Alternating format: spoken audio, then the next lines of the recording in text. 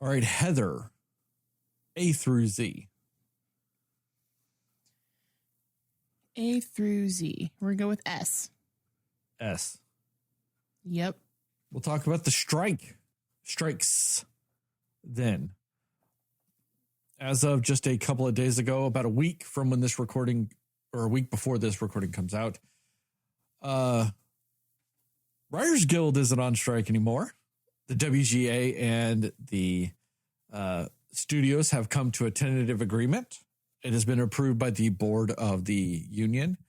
It just needs to be approved by the writers themselves. They have to vote on it. The members do. But as of, like I said, a week before this episode comes out, a couple of days ago, at midnight, the writer's strike officially ended. So the first things you will see coming back will be late night shows, because they're the things that can just start production right away, and they don't need the screen actors to go back into production. And the Writers Guild is not considered to be crossing picket lines to go back to this writing, because it does not. They do not employ SAG-AFTRA movie or actors. So most of your late night shows and everything like that will come back, which is also hilarious, because what if Drew Barrymore had waited a week and a half? She wouldn't have gotten all the fucking flack she had. Yep. Because she could start production literally yesterday. Come on. Like, all that bullshit. It's astounding. Just the level of incompetence some of these people were doing. But writers got, they got some things. They didn't get all the money they were originally asking for, but that's also the point of negotiations. They got more than what the studios originally offered. They got some protections and oversight against AI. They got guaranteed minimum staffing for writers' rooms, depending on how many episodes of a season a show is. They've gotten guaranteed writer producer credits. They got guaranteed like this guarantee provision where like a certain number of writers will also be used as production assistants. So like, which is also like more or less they're writing for a show and interning to become showrunners, because most showrunners are writers, and this allows them to intern essentially as that position while being a writer on the show and making money. So they can learn the skills and become showrunners and all that other stuff and make the writer producer credits and all of those things, which is a really cool thing that's like built into contracts now, like a more clear path and a guaranteed way they can do some of that stuff. They didn't get a bump in residuals for old TV shows that are on streaming services, but if they did, it's a very small one, but they got a very much increased revenue on all shows going to streaming services that were like, if they're made for a network and going to streaming, or they got even more of a increase when it's dedicated just for a streaming show and stuff like that. So really awesome. I mean, like there's some compromise in it. They were able to get the money for future shit. And in doing so, they had to sacrifice making money on, or they don't make as much money as they wanted to on the old shit. But I think, especially moving forward, that's the best case.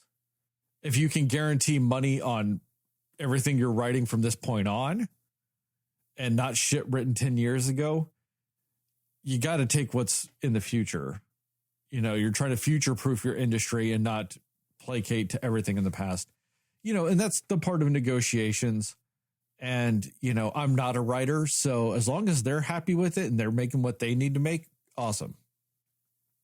I'm not going to knock them for trying to, make a living. Because there's zero reason why the man that made one of the most popular shows in Netflix history made fucking barely anything off of it. Get the fuck out of here with that. Yes, I'm talking about Squid Games. So that's awesome. And also on a more positive note, also with the strikes, They've announced that SAG-AFTRA and the studios will start negotiations again next week.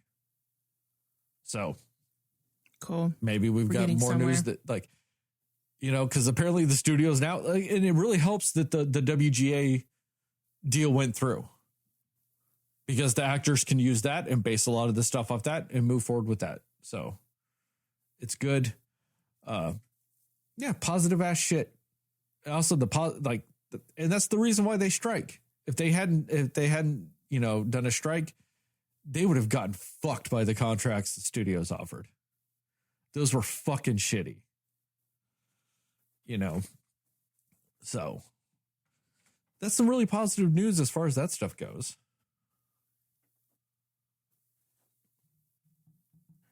Good.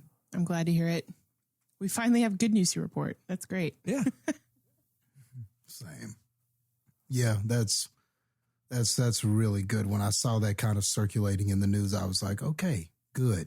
I mean, which you figured eventually there would probably be something that would come, but, you know, until it does, you never know. But I mean, with all the money at stake, you would think that it's a wonder it took this long to come to some sort of agreement with them with all the money at stake. But you know how people are. Well, it's like we talked about when we talked about all the bullshit that happened with WB and this stuff. Like, that guy's like, man, these strikes going to be cost us $500 million.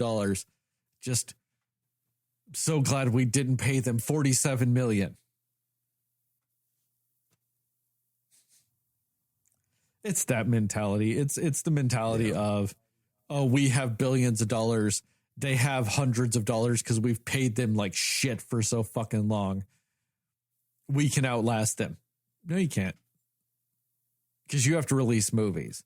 And it does help that both SAG and WGA were on strike at the same time. That really, really helped, because like the last time that happened was in the 1960s. You know, so.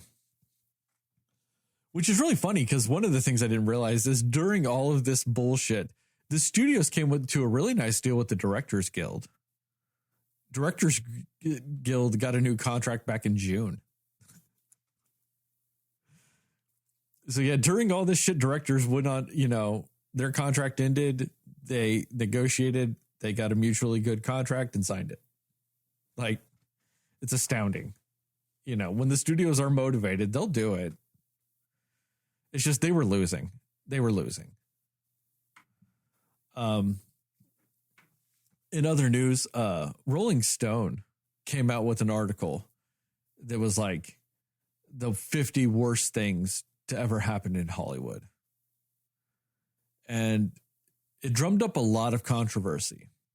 And it's mainly because of the top 7. So the number 7 on the list was what happened in the filming of The Twilight Zone. I talked about this, I think, almost a year ago. On the set of the Twilight Zone movie, the segment that John Landis was directing, 2 children and an actor all died due to a helicopter accident while filming. And, you know, the kids were getting paid under the table. The kids weren't even supposed to be there at a night shoot, all this shit. They were breaking so many rules and regulations, all this bullshit. And the kids died. That was number 7. And some of the things they listed that were worse than that was when Will Smith slapped Chris Rock. That was somehow worse than children dying in a movie. Matt Damon not signing up to be in the first Avatar movie, because he was going to get a 10% kickback and he would have made like $200 million if he'd done it. And they say that that's worse. The fact that Matt Damon didn't make $200 million for one movie was worse than these children dying. There's a few things. One of them was that in the movie The Conqueror, the movie where John Wayne played Genghis Khan, when they filmed it, apparently, you know, the location which they filmed at gave a lot of the actors cancer and all of this other stuff. And I don't think that's worse because John Wayne got cancer from that movie. I think that's fucking fantastic. So. Oh, boy. But that was one of the things they said that was worse. It was bullshit like that. They were all saying was worse than the kids dying. Yeah, I feel like that would just be, it would have to be number one. You would or think so. Like number two at the very lowest. You know what I mean? Like, I mean, I guess you could put the Sharon Tate murder up there too. Yeah, but that wasn't because of Hollywood. Like that wasn't something because like in a movie or, you know, something like that. Oh, yes. Number 6. So one right above children dying was Lord and Miller, the people behind the Lego movie and Across the Spider-Verse and all of them, getting fired from the movie Solo halfway through production. That's worse than children dying. The standards here, guys. Matt Damon, the slap. Oh, yeah. Blockbuster not buying Netflix for $50 million in the year 2000. That's worse. Yeah. Burt Reynolds not turned down playing James Bond, a role in The Godfather, a role in Star Wars, a role in Pretty Woman, and a role in One Flew Over the Cuckoo's Nest. All of that. Just worse than children dying. Right. And yes, the number one was the racist movie, The Conqueror, gives the cast cancer, probably definitely kills John Wayne. I don't see that as a worse. Maybe for the other people, but yeah, sure. I don't want the other people to die, but it's just fucking flabbergasting. Yeah. One below all the children dying was that Warner Brothers lost the rights to Home Alone to Fox for $3 million. What is this list? Like, it is just Rolling Stones just trying to do fucking clickbait bullshit. Yeah. See, because I thought when you said that, like, my understanding was like just things in Hollywood that were terrible. But no, I see. It's like decisions in Hollywood. Yeah. Yeah. You know, got it. Worst decisions. Yeah. I mean, I just don't understand. Like, those things don't even compare. Like the death of the children is kind of like an untouchable, like, unfortunate win in that list. Yeah. It doesn't make sense. And it was because of bullshit. And like, you know, like I think one of the worst aspects about it is they weren't even supposed to be there. Like, legally speaking, they weren't even supposed to be there at that time. And yeah, that makes it so much worse. Like, well, it's bad either way, but still, it's just, it just makes it that much worse. And I'm wondering how they even how did they comprise this list? Was this voted on between, did one author did this article come up with this, or was this voted on by like all the editors or certain staff members and stuff like that? I just wonder if they went by votes or if it was one person's opinion. I'm just kind of curious about the process. I feel like it never makes sense how they do their lists, but yeah. But I haven't trusted a list of theirs since the 200 top vocalists of the world. I haven't trusted them since that list. So, I mean, I think part of it is because they were, or most of their lists like that, it's their writers and editors and all their people kind of suggest a bunch of stuff. And then they have like a council get together and rank the shit or vote on the shit. And then they hand all that to one guy to then write it. But it's fucking flabbergasting. Like, while the whole slapping incident was crazy, It doesn't fucking matter. Like it's not really one of the worst things, just because, like, people, I mean, that's something that happens in Hollywood when people are just playing around too. And didn't they think it was a bit in the first place? So it's like, I mean, you know, a shocking, you know, if that was like, oh, shocking thing celebrity did. Yeah. Okay, Most maybe, shocking things. Like, it's such a non-factor at this point. Like, if Will Smith was at the Academy Awards this year, who would care? Like, I mean, I guess it would be a big thing, but also it shouldn't matter. Like, at this point, it's okay, can we just, it screams of like recency bias too. Yeah, true. Yeah. I mean, it's probably the worst thing that's ever happened for Will Smith in Hollywood. But I mean, yeah, that's an odd thing to one put of the up things there that was also ahead of was what actor was it? Melanie Griffith, Tippi Hedren's daughter. Isn't that Melanie Griffith? I'm not sure, actually. Yes, Melanie Griffith.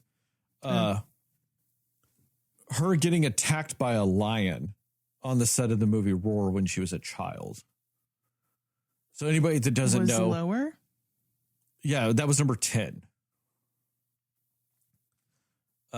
Which also should be up there because a child was mauled by a fucking lion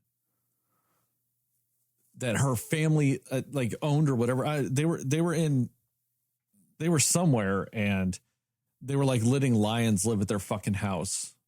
And yeah, Melanie Griffith was attacked by said lion or one of the lions.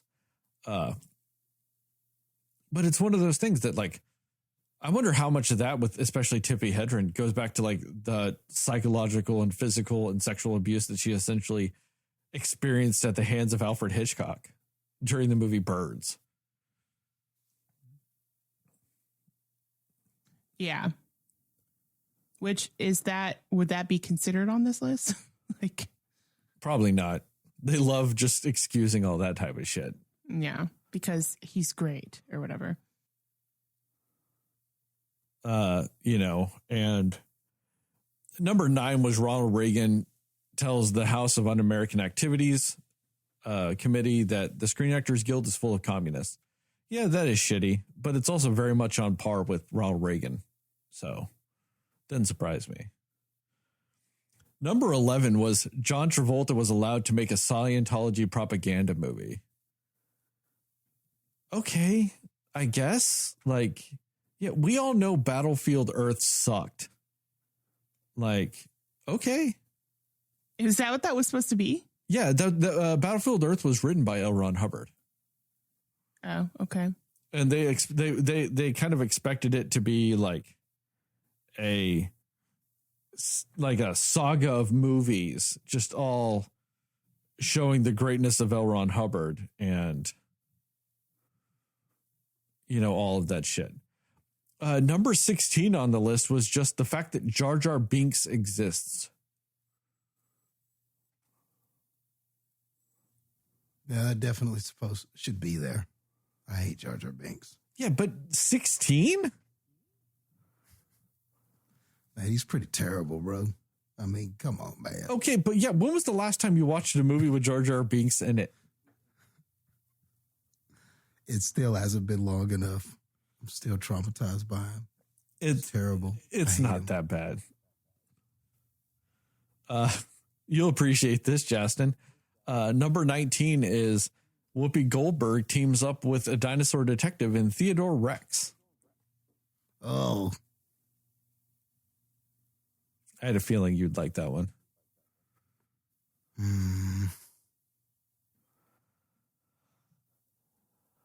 Warren Beatty and Faye Dunaway are handed the wrong envelope at the Academy Awards.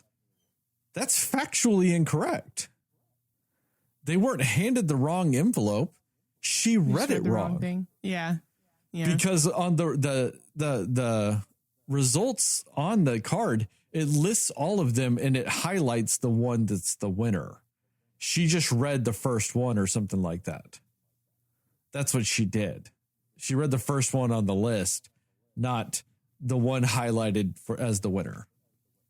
Was it Warren Beatty who did it, or who was the other person? It was Faye Dunaway that said it. Oh, it was Faye Dunaway. Okay. Yes, okay. her and Warren Beatty were the two announcing, and she's the one that read it wrong.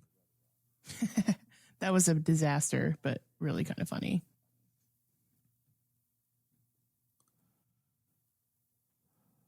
Oh.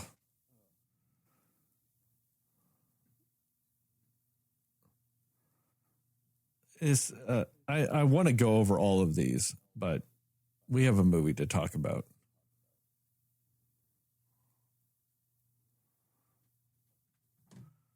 Anything else you guys want to talk about beforehand? I'm good. I'm good. Theme song.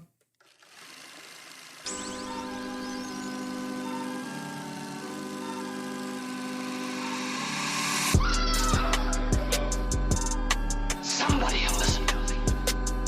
Nobody knows anything but you. All right. Are you ready? Yes. Come on. Cinema Slayers. That marks the 267th time I have made an immaculate transition.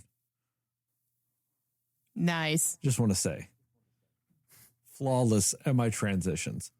Hey, Cinefans, and welcome back to another episode of the Cinema Slayers podcast. I'm Sterling, and as always, I'm joined by Heather and Jastin. And tonight, we are going to talk about what we liked, didn't like, and everything in between with the movie No One Will Save You. We will go spoiler-free recommendations and scores and then into a more spoiler-centric section with time codes in the description to allow you to jump around in both audio and video formats. With all that, Jastin, what are your non-spoilery thoughts about No One Will Save You? All right. So going into this movie, I didn't really know much about it at all. Prior to it being released on Hulu, I just kind of heard about it because you guys mentioned it. So I didn't have any real prior knowledge of what this was or anything like that. I just kind of went in blind. I don't think I saw a preview or anything for it. So I didn't know what I was really getting with this. All I, knew is that people were raving about it, that it had been getting, it had been having a positive reception with a lot of critics and people like that. And I know it's trending as one of the top, movies you can watch on Hulu. So I knew a little bit of that, but knew nothing really about the movie. And I think when I got to the end of this, I feel like I did overall wind up liking it. I do think it is a good movie. I do feel that it was on the borderline of being great, in my opinion. I think it really has a strong first and second act. The third act, it gets a little, I don't think everything worked in the third act. Enough of it worked, I felt like, to get to the finish line, but it becomes very weird tonally. And by the time you get to the end, I feel like how you interpret it is really going to determine how much you like it overall. But for the most part, I really enjoyed the ride. I feel like the movie grips you right away.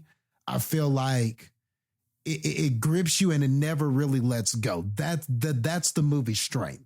It moves at a brisk pace as far as the runtime, the way that it tells the story, how it sets up these questions and it sets up all these things. It's not giving you much as far as dialogue or anything like that, because we are dealing with the character that's mute. So you're not getting much as far as dialogue. You really are having to piece everything together with what you're being given visually. And I think that worked for this. Once and I don't think this is a spoiler or anything. I mean, if you know anything about the synopsis, you know that this is about like a girl and an alien invasion. What they do with the aliens for the most part is good. And I think that there are some real moments of tension and there's some real like exciting kind of heart pounding moments to the movie. And I do like the allegory of all of this and what the movie sort of stands for and everything like that. However, I just don't know if everybody will get it.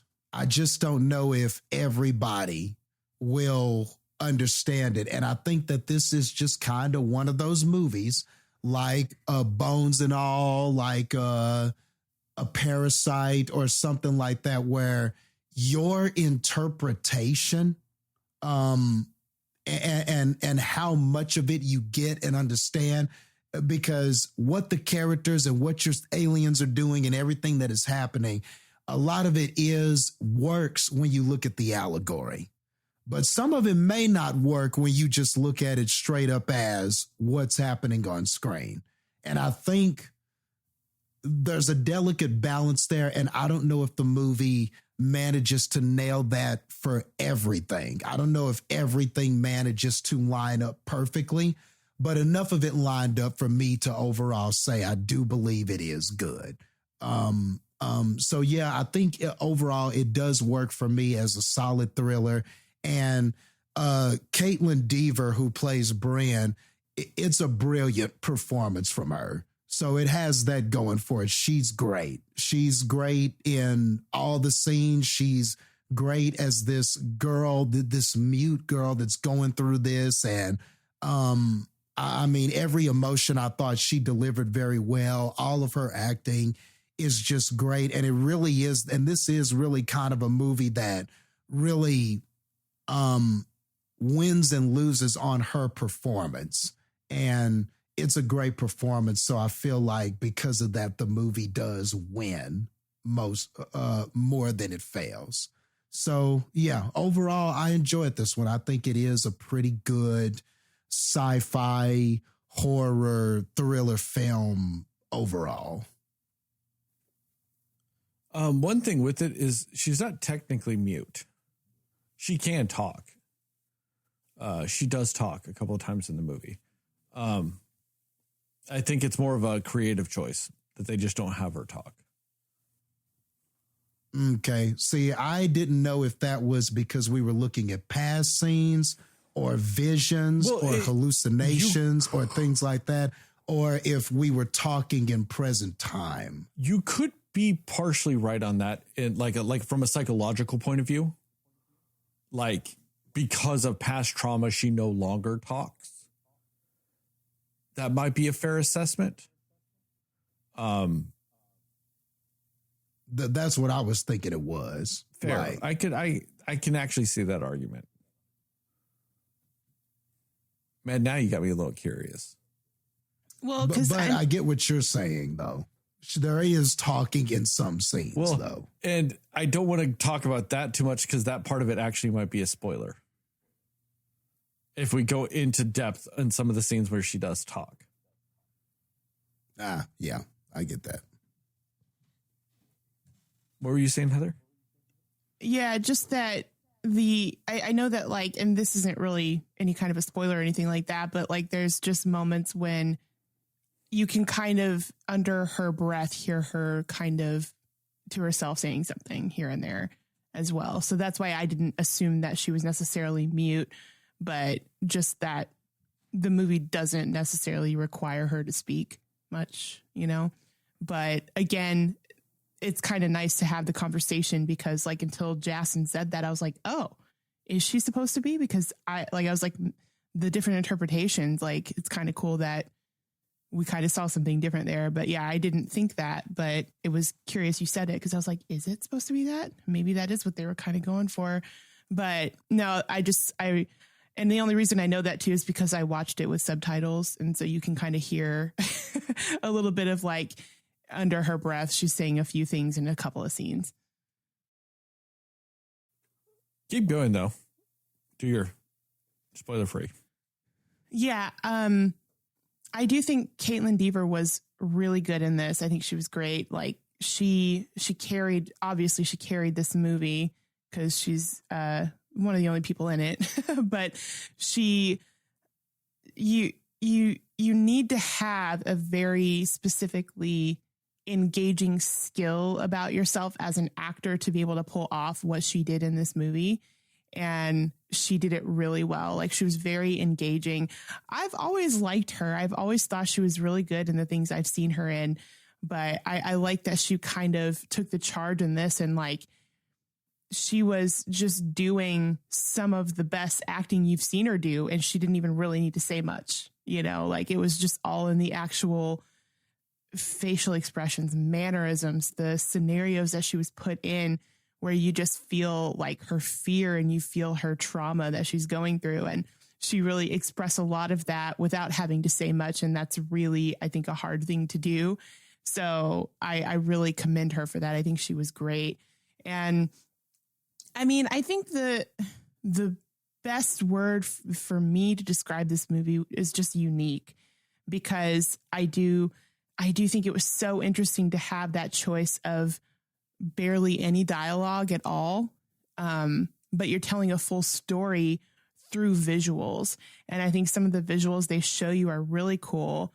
And it really kind of drives home more of the emotion of it with certain scenes that they do. And I didn't necessarily expect that. And I also didn't really know what to expect from this movie, because I didn't hear about it till we talked about doing this podcast on it. You know, and then you see the trailer for it, and you don't necessarily get any specific, you know, vibe from that about anything.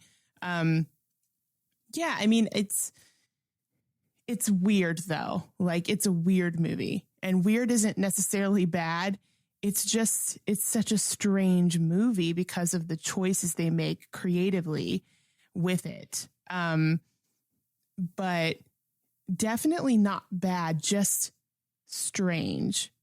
And it's one of those where I still, even a couple of days after watching it, was like, how do I actually fully feel about this movie?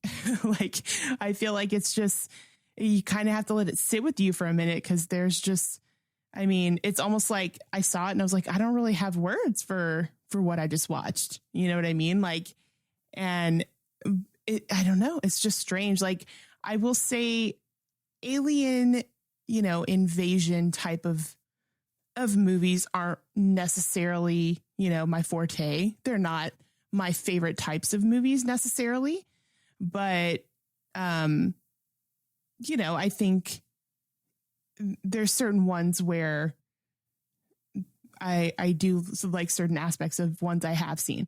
And so for that, I'm not going to say, oh, like I was looking forward to this movie, this was like, you know, right up my alley or anything, but I really appreciate what they did with this artistically. And I think it was just really just so different than anything else I've really ever seen.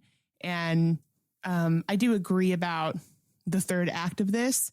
This is also one of those movies where I felt like there were a few different times when I thought it was about to end and it didn't. And so that could have been part of it too. But there's some particular things that they do in the third act that I really did like with the storytelling part of it. Yeah, I don't know. It was just a very curious story. And I do like that you get the full picture of what happened without needing a lot of dialogue with it. But I'm curious why that was the choice they made, but I don't hate it. I think that was it was just different to do it that way. So yeah, it was interesting in a good way is what I'll say about it.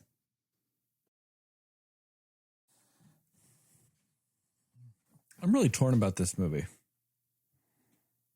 because I feel like I kind of really dug 95% of it. And then I really, really, really, really, really, really did not like the last like 6 minutes of this movie. I really think they were going for some stuff and it kind of just derailed it. I did not really dig it. I get what they were doing with it, but I didn't like it. I don't think it really tonally fit the rest of the movie. I think we've talked about a lot about tension in movies the last couple of weeks.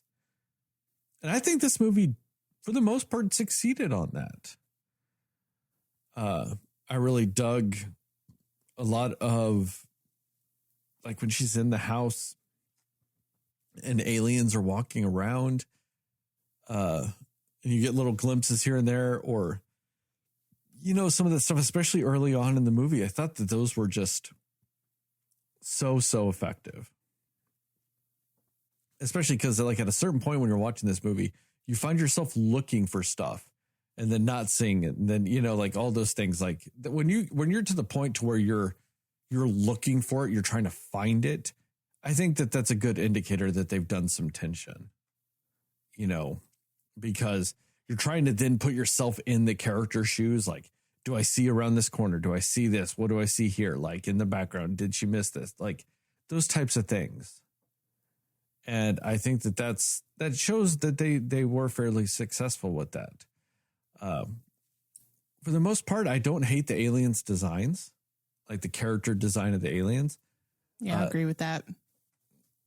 There's a movie we were going to do on this one, but we've shifted to next week, where it's a stark contrast in creature designs. And one of them is to the detriment of the movie. You're mad that they show the creature. It deflates what they were trying to do. It works against the movie when you give that visual. I don't hate it in this movie. Very early on, they play it like they might try to do something like Signs, which is another movie where the movie gets deflated when you full on show the alien. I thought they were going to kind of do that, where you always just kind of see them in the background and it's always like, or out of focus or something like that, or part of. Nope. They straight up just show you, oh, I'm in your face. And at first I was like, oh, I think that was a bad decision. When they first fully show you just straight up alien, I was like, I think that's a bad decision. But as the movie went on, no, I was like, no, they actually did it right. That was the right decision. Because while not all the special effects when it comes to the alien worked, it worked enough. You know, there's a particular scene where an alien's in a car where at times it looks a little off. You know, when you're contrasting real life car and CGI alien, it kind of, you know, looks a little off. But for the most part, I thought they did a really good job with the aliens. Like way more so than you would think for a movie that's going straight to Hulu. You know, I think the alien design actually worked, and I thought the special effects for the most part worked with that. Which is a pleasant surprise, because I feel like aliens either look good or they look like shit. There's rarely ever any like in between. It's just good or shit. Yeah.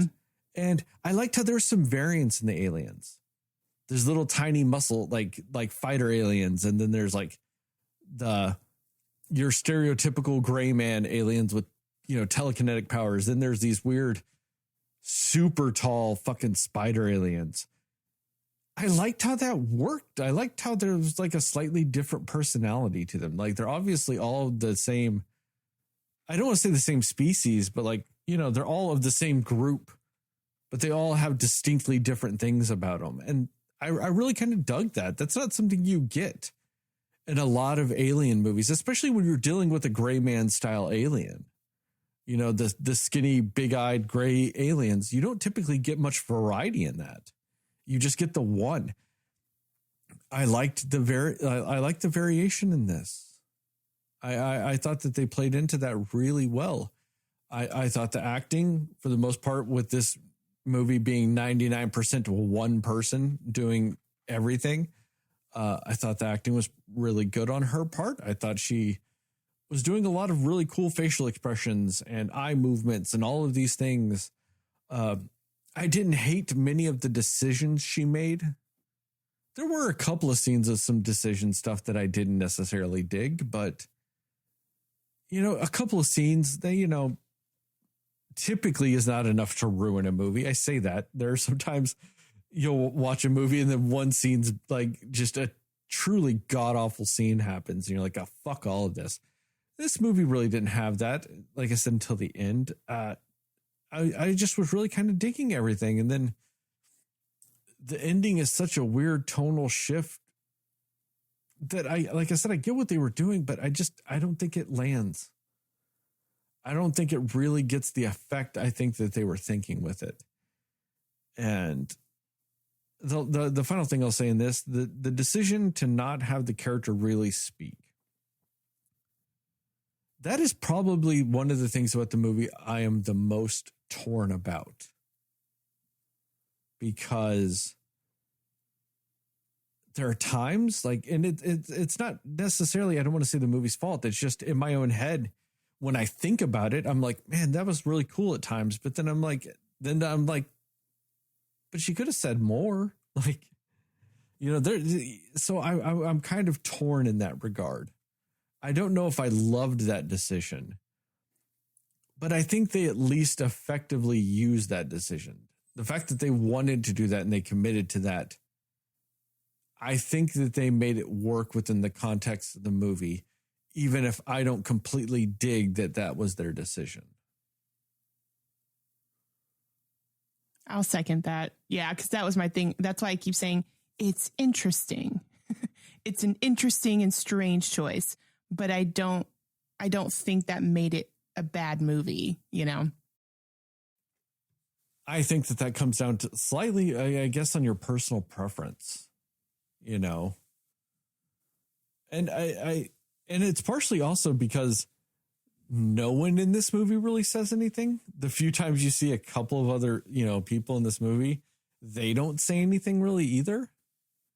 It's just a bunch of people not talking. And I think that's why I lean Jastin to where she wasn't mute, is that they also did that with other people, but I don't necessarily disagree with your thesis, if you will, behind that. But for the most part, yeah, I kind of dig it.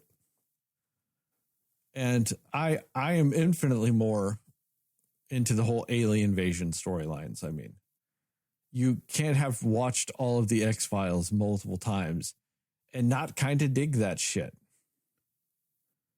It's what I do. I've watched the X-Files, the whole series, just numerous times.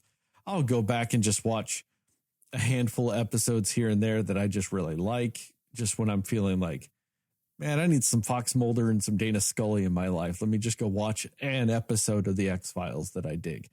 You can't be that type of person and not have like one foot in the door when it comes to an alien invasion movie. Especially gray man aliens. Like, that's also the bread and butter of the X-Files with the gray man aliens. Like, it just kind of screams like Sterling's probably at least going to watch this movie, So I think as far as alien-esque movies or movies that deal with aliens lately or anything like that, it's probably one of the better ones I've seen in recent memory. The last movie I really remember watching like that is what is that movie with Halle Berry and Patrick Wilson?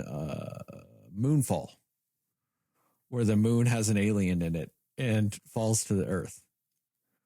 That movie's garbage, and it's not of the same ilk of an alien invasion, but the moon has an alien in it. So I guess it technically also counts as an alien invasion sci-fi movie. But I think that this was way more effective. I think that this, for the most part, was pretty good. And I think it's one of those movies that if you like the ending, if you like the way that this movie ends, I think it would probably air into the arena of great If you like the way this movie ends, I think you'll think this movie is great. Because like I said, that's my big sticking point on to where I don't think I'm going to be able to say great. So, recommendations and scores? Yeah. Yep. Recommendations and score. Heather, go. You know what? I think I will recommend it. Kind of like what Sterling said. Yeah, if you are a fan of, the alien invasion thing and everything, like I'm not specifically, not to say I haven't liked stuff that has that. It's not really my go-to of like, I love those types of storylines always. And even I feel like this was an intriguing movie.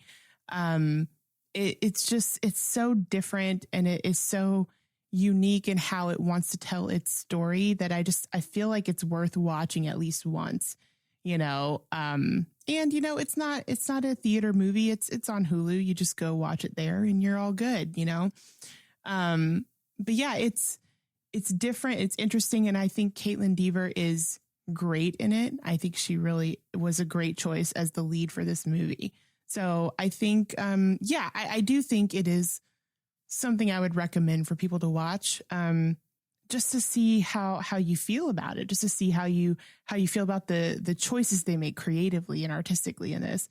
And I mean, it is very like nonstop, I feel like, as far as there's always something happening on the screen. Even if there's no dialogue, there's always some kind of action or something going on.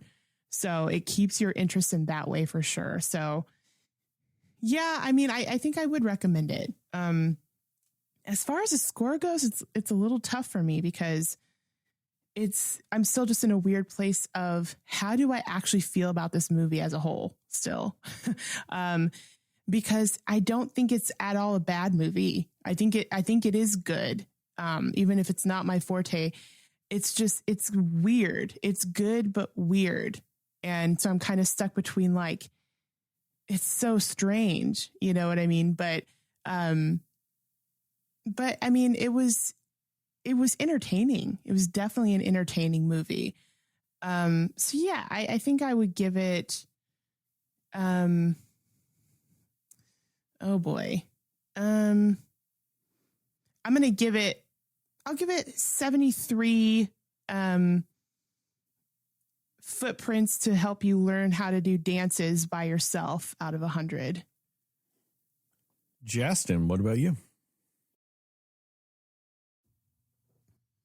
Yeah, I'm gonna give it a recommend. I think that just overall, it's a good enough film to recommend. I'm only gonna not recommend a film if I think it's bad, and this is definitely far from that. So I think it's worth a recommend. And honestly, considering how good that I think 75% of the movie is, I really wish I had saw this in a theater. I think the surround sound and seeing it on a big screen and being in a crowd of people, especially whenever the movie is doing its tension, would have probably even made it more exciting than it was just me watching it at home. Like, man, I wish that the other movie we watched was the Hulu movie and this was the one in theaters. That have been fucking awesome. Because those like guttural, ominous alien movie tones in Dolby Digital Atmos surround sound, it would have been fucking epic. Yeah, it would have been badass. And there are so many parts in this movie because there's not a lot of talking and dialogue, which is why I'm on the other side of that. I loved it in this film because when you don't have all of that, you can do so much with sound. You can do so much with sound editing, background, the clanging of things, the sound of the saucers moving and stuff like that. So much was done with sound in this that really nails it. And sometimes when you don't have to worry about somebody speaking or talking or dialogue, or whether or not the person says the right thing when they're reacting to the noises that we're hearing, or the thing that's happening, or the chase that's happening, sometimes you can just do a little bit more with everything else. And I think that this is a movie that capitalizes on not having the dialogue, because it had to do more with everything else, you know. And man, if I had gotten this in surround sound, and there are just moments where you hear something and then all of a sudden you're on alert just like the character is, and man, that just would have really been cool in a movie theater. So, I mean, I would never not recommend something that is that exciting and that gripping and that pretty much keeps you in that mode for almost a 90-minute runtime. So, which is also a good thing about this. It's short and sweet. I don't think it overstays its welcome. And for, like I said, and for the most part, I think this film is great. It's just that I don't think every decision at the end was a great one. And that's the only thing that really hinders it for me. But overall, I think that this is a very good film and it's worth seeing, especially if you're all on this sci-fi, alien, horror shit. Then yeah, you'll be happy that you watched this, I think, overall. I guess for a score, we'll go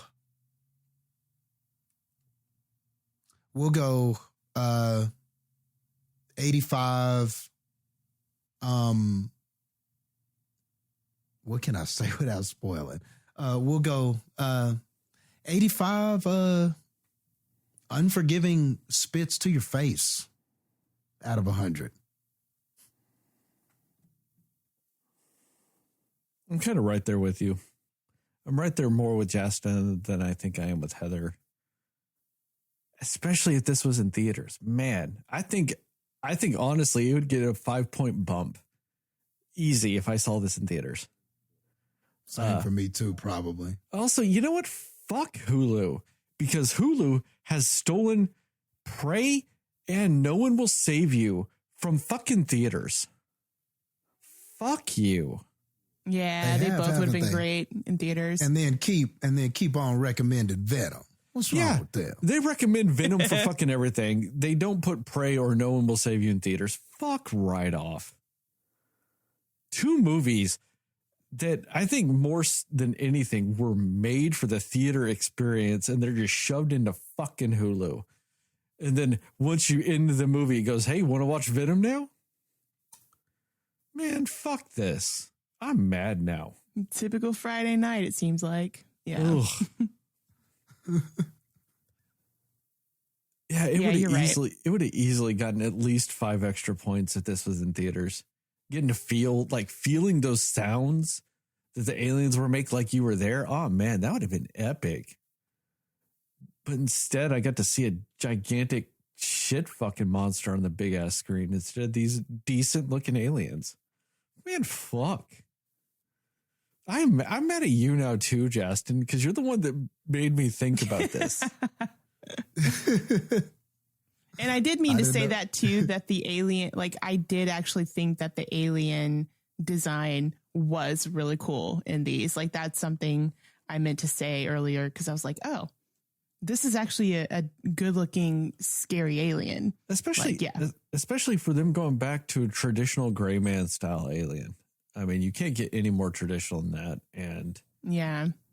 But yet somehow they made it look cool and a little bit different than what you've seen. It had really nice eye texture, really nice skin texture, some slight design differences on that. They did some really cool shit with the arms. I've never thought I'd talk about that, like talking about some really cool shit with some alien arms, but they did some really cool shit with the alien arms. You know, I really dug the movement of the aliens. I am an absolute sucker for like a rickety jerking style of movement in a like horror-esque element, like in a scary movie type of thing. I think that that's one reason why I still will watch the absolute garbage fest of a movie, House on Haunted Hill, with Jeffrey Rush and Taye Diggs. It's fucking garbage. It's a shitty movie.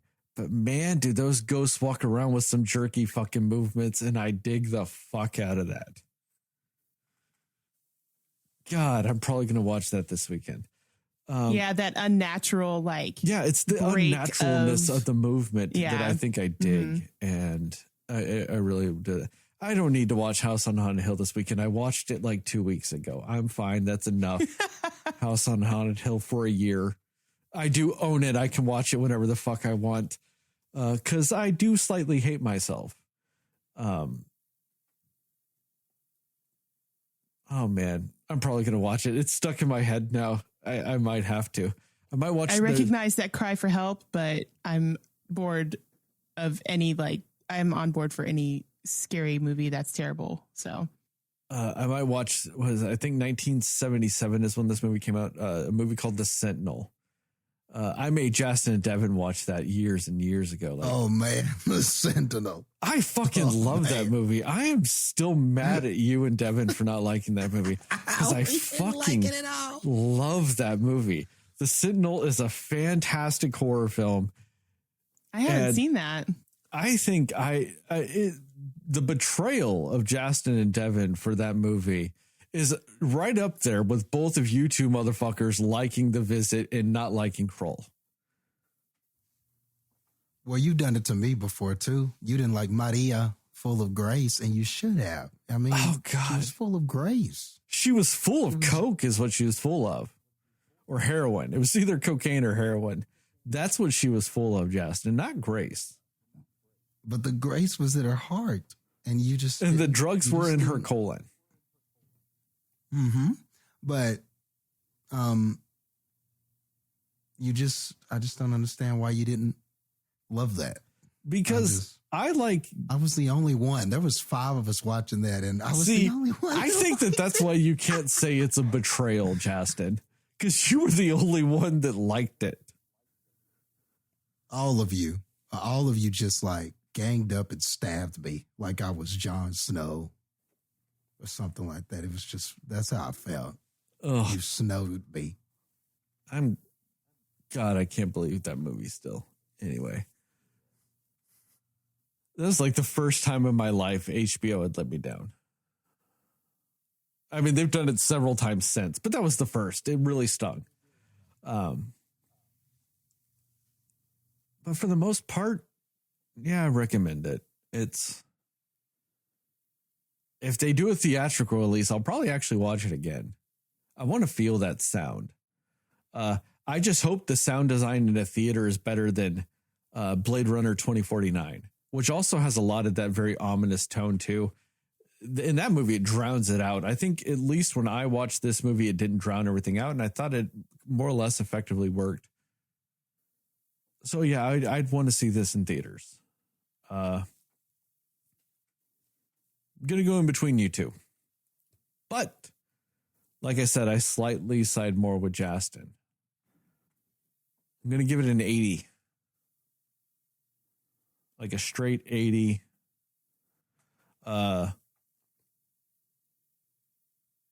80 model church steeples to an alien's head. Out of 100.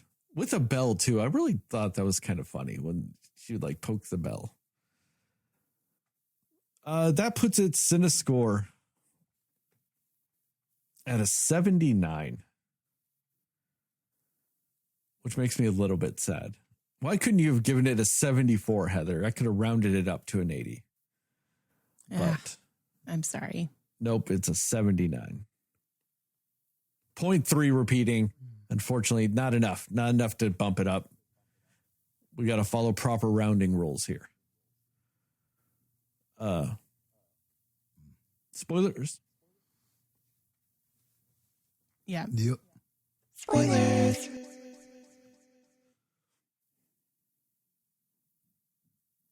I know it's not your favorite thing to do, Jastin, but we kind of got to jump to the end. I mean, that's the biggest spoiler about this movie is the end of the movie. I mean, because the trailer of the movie shows the aliens. That's why I was comfortable talking about all that stuff. Yeah, we got to talk about the end. I just did not like the fact. I kind of was okay with the end of the movie that everybody's living in like an alien controlled utopian society. I was okay with that. What I didn't like is that the last 5 or 6 minutes of this movie just become flashbacks. Like it's all flashbacks and then a dance number in a utopia and it's over. I really did not like that. Well, we just recently had a movie that did that too. Blue Beetle, where they do the whole movie and then they go, oh yeah, here's the character's backstory at the end and then into the movie. Where it would have been better if we had gotten more of it. Now they do some small hints towards the or about the character Maud throughout the movie, but you just get this gigantic info dump of the Bryn character backstory all in all this bullshit. And then they just follow it up with the real or the weird, surreal alien utopia. And I was just like, that is a really jarring alien suspense movie. 4 minutes of flashbacks, dance number, end. I was just like, I don't like that choice. I don't like to give the info dump, the flashbacks all at once. I don't like the utopia thing, following that. That was all a really jarring decision to me. And that's my biggest hang up with this movie is that. And also to talk about that a little bit,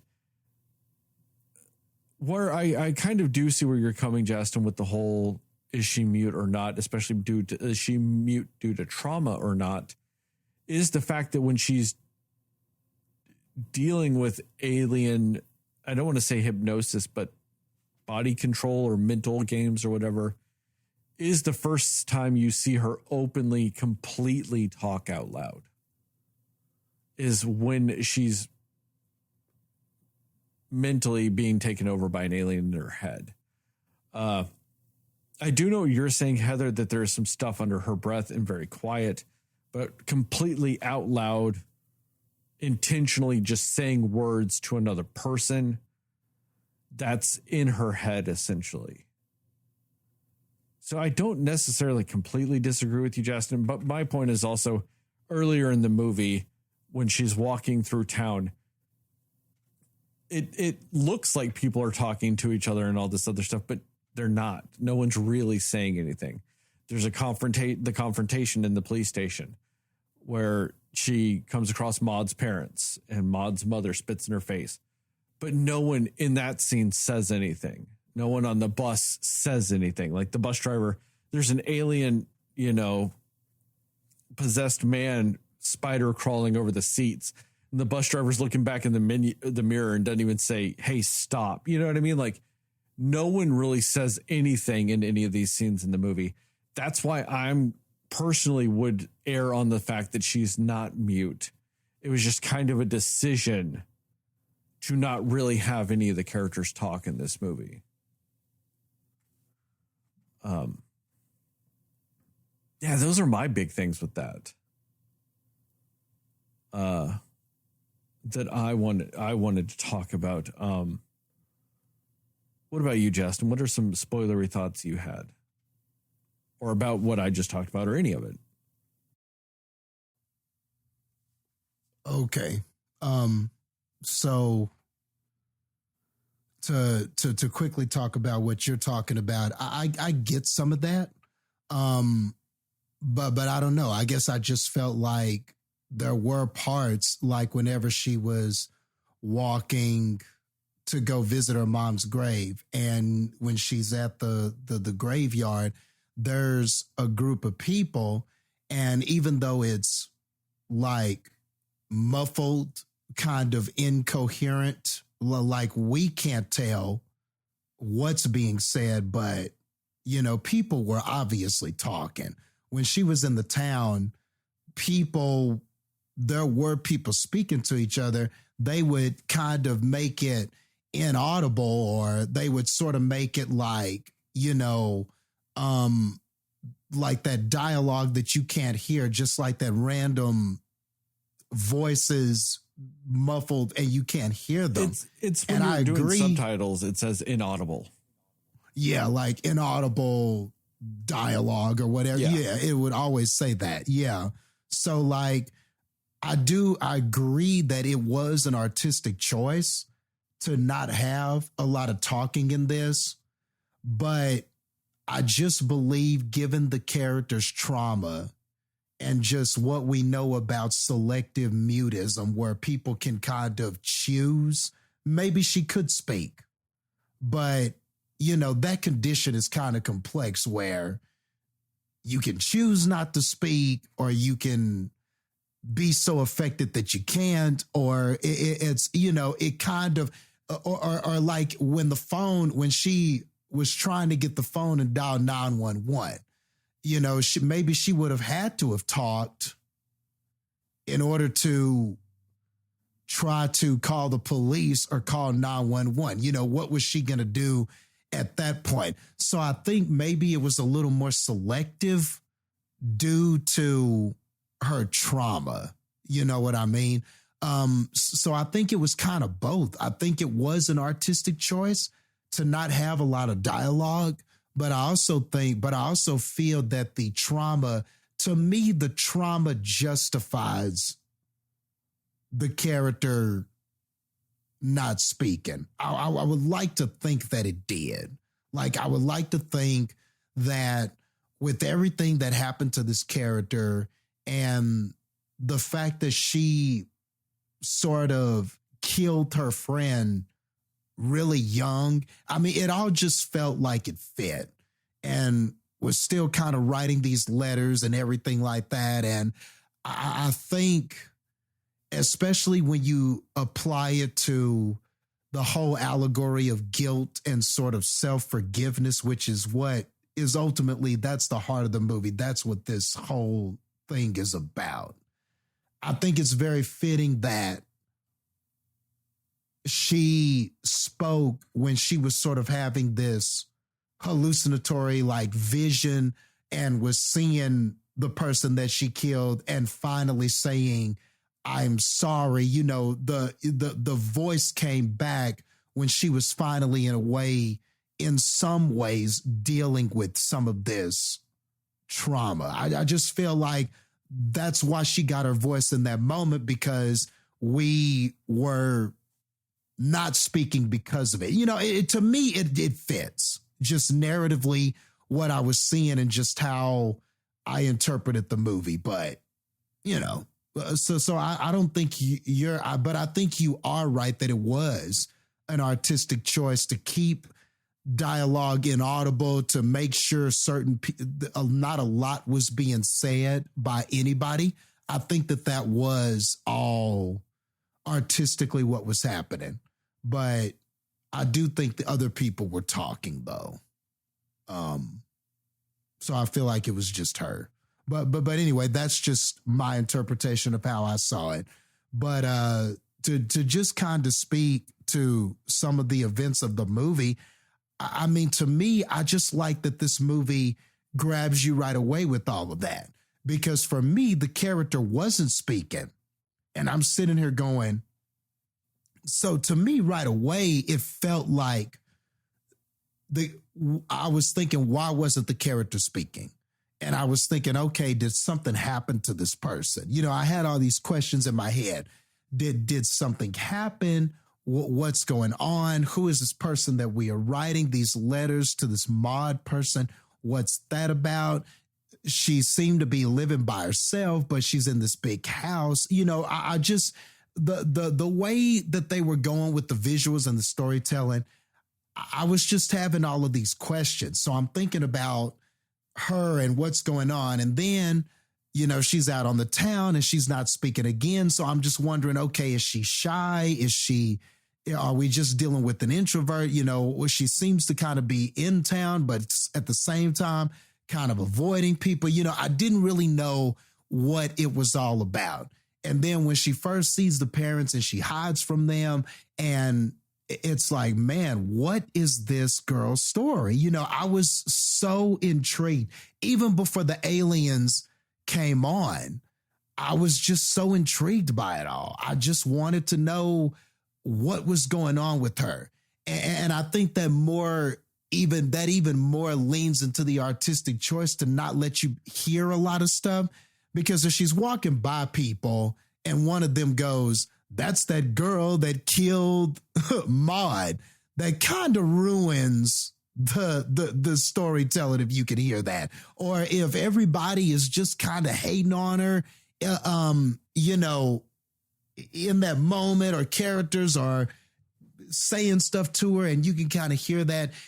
I think it kind of ruins the moments that we get later when we sort of find out, oh, this is why the mom spat on her, or this is why this happened. So I feel like it was an artistic choice, but it was, I think, a smart one, just given how they were revealing this character's backstory and how it was tying into the whole alien invasion, which in a weird sort of way, the aliens are kind of represent the truth that she's running from, like the forgiveness that she the truth that she won't allow to herself to accept, kind of the forgiveness that she's running from. So that's an interesting thing too. Like, to me, the aliens sort of represent that, because ultimately it is them who sort of get her to face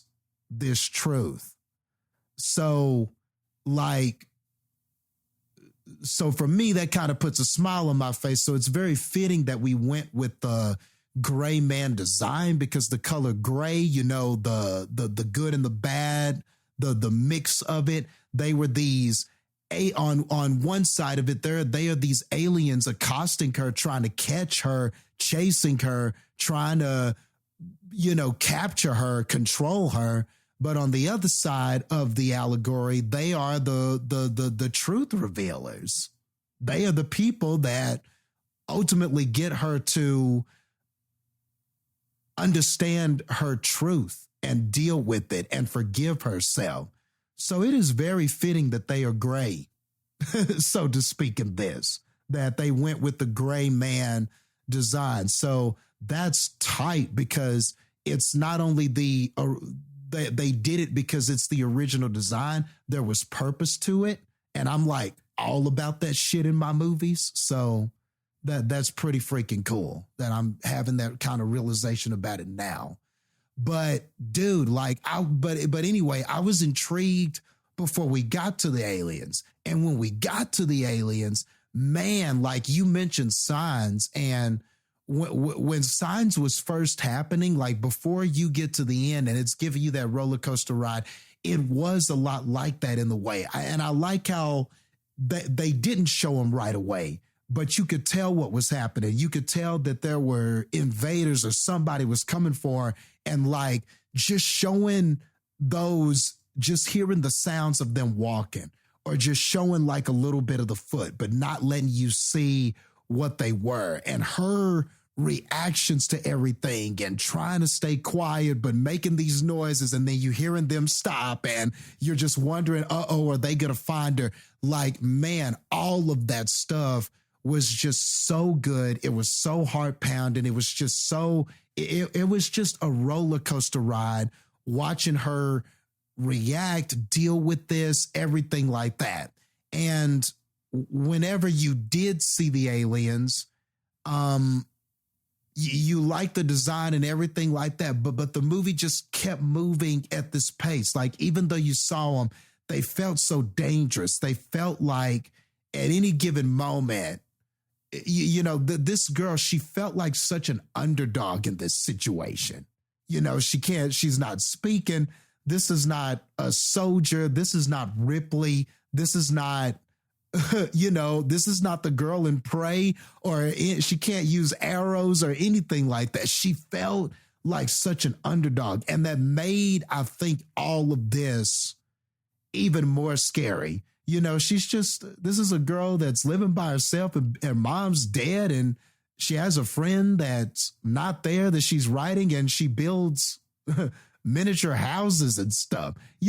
She just doesn't seem like the ultimate hero that can stop these aliens. So I think that just made the situation more volatile, because whatever she's doing, you just felt like at any moment she would get caught.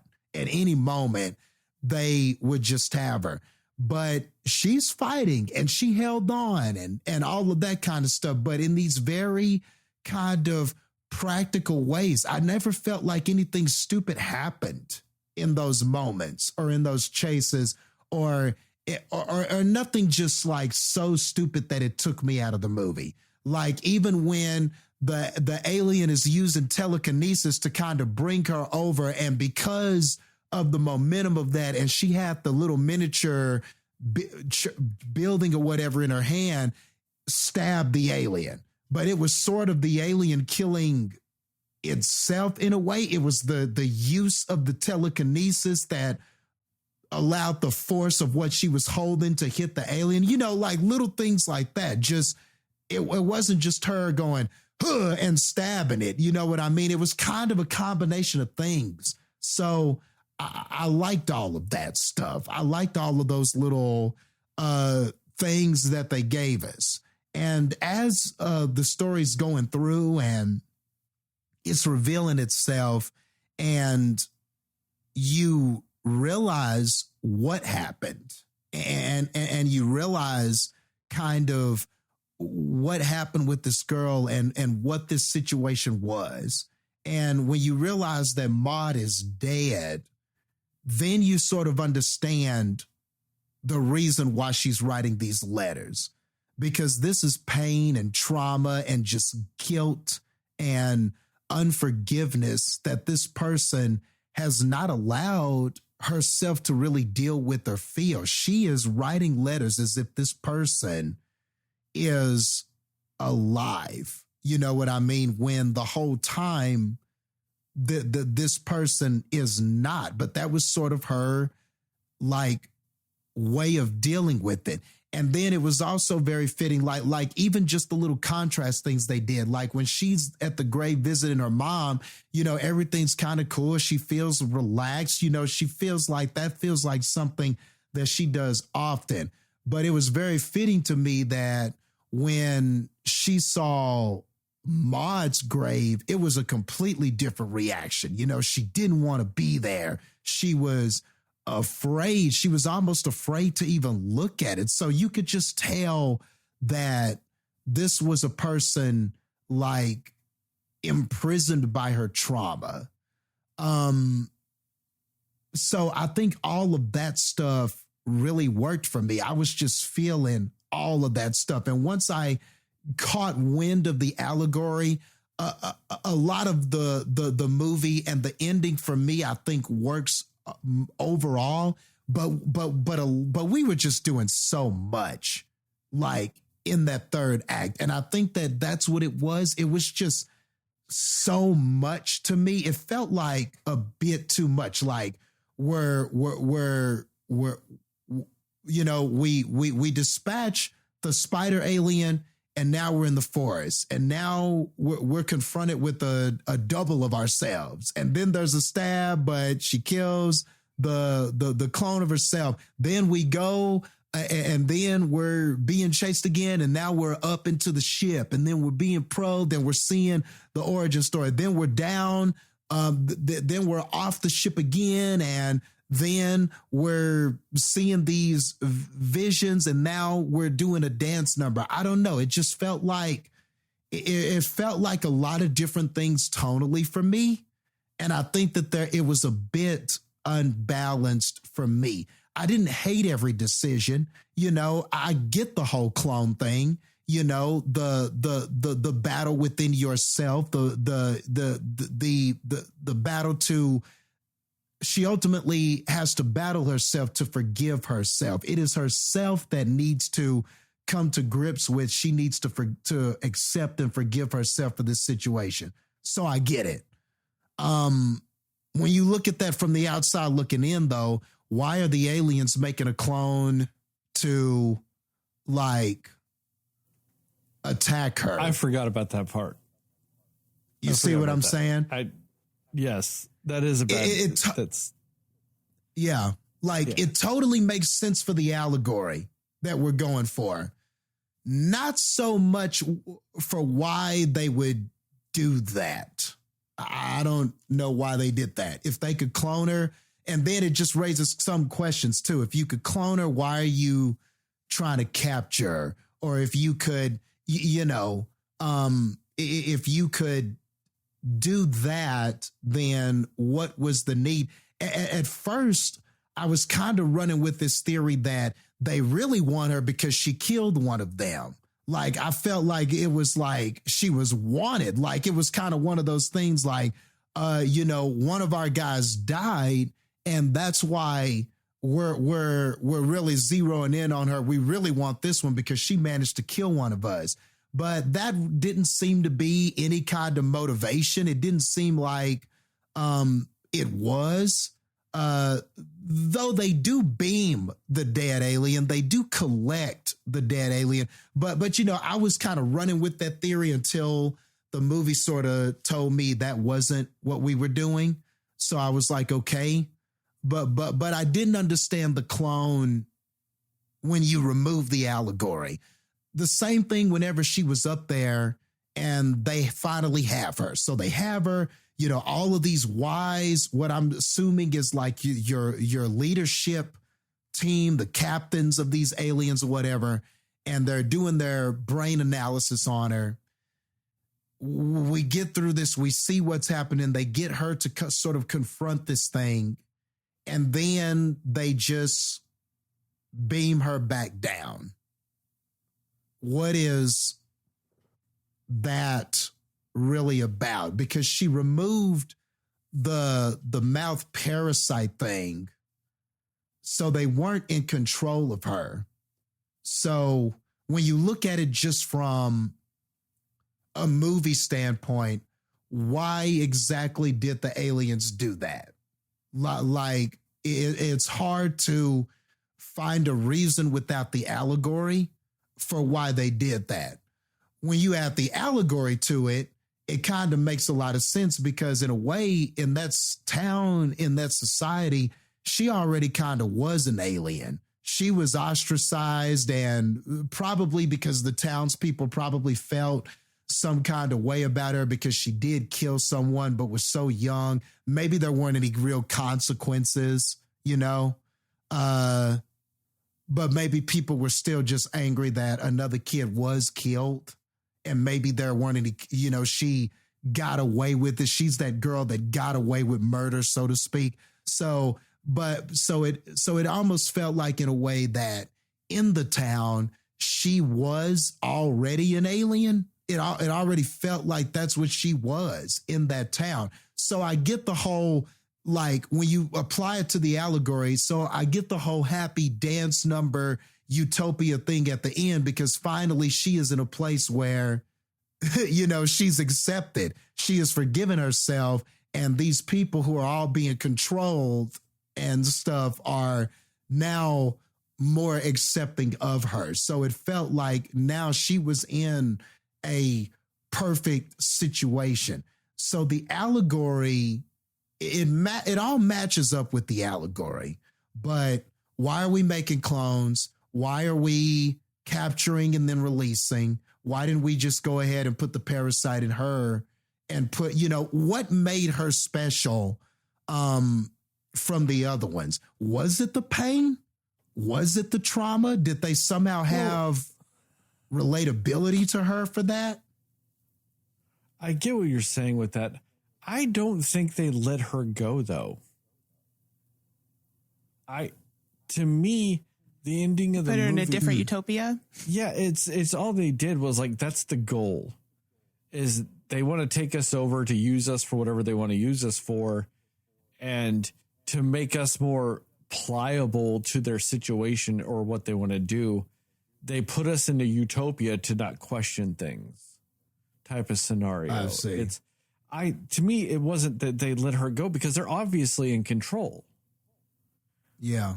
And, you know, because I did dig that shot, though, that it's like, oh, utopian society dance number, heavy breathing because I've been dancing. And it just pans up to like the sky where there's like 9 alien spaceships just randomly around, just like monitoring shit. You know, that's why I don't think they let her go. Or if they did, if you want to call that letting her go, I wouldn't say that's because she's special, because the guy she's dancing with was one of the people that, you know, was taken over earlier in the movie. You know, when they're all standing there and they've got their hand reached out to the sky as the ship's coming, and the one looks over at her, that's that guy, you know, that she's dancing with. So Yeah. I wouldn't, even if you do want to say that they quote unquote let her go, it's not because she's special, because they did it with a bunch of people. So, Yeah, and I don't mean like let her go in the sense of like that there was like she was free or anything, but I guess I was just sort of like, why not put the parasite in her anyway at that point? Or did I would or say did she they? has it. Or I would say she okay, does so have you it. would say we just didn't see it, but Yes. it was put back in. Yes. That's at least how I felt, based on the fact that she was dancing with a parasite guy.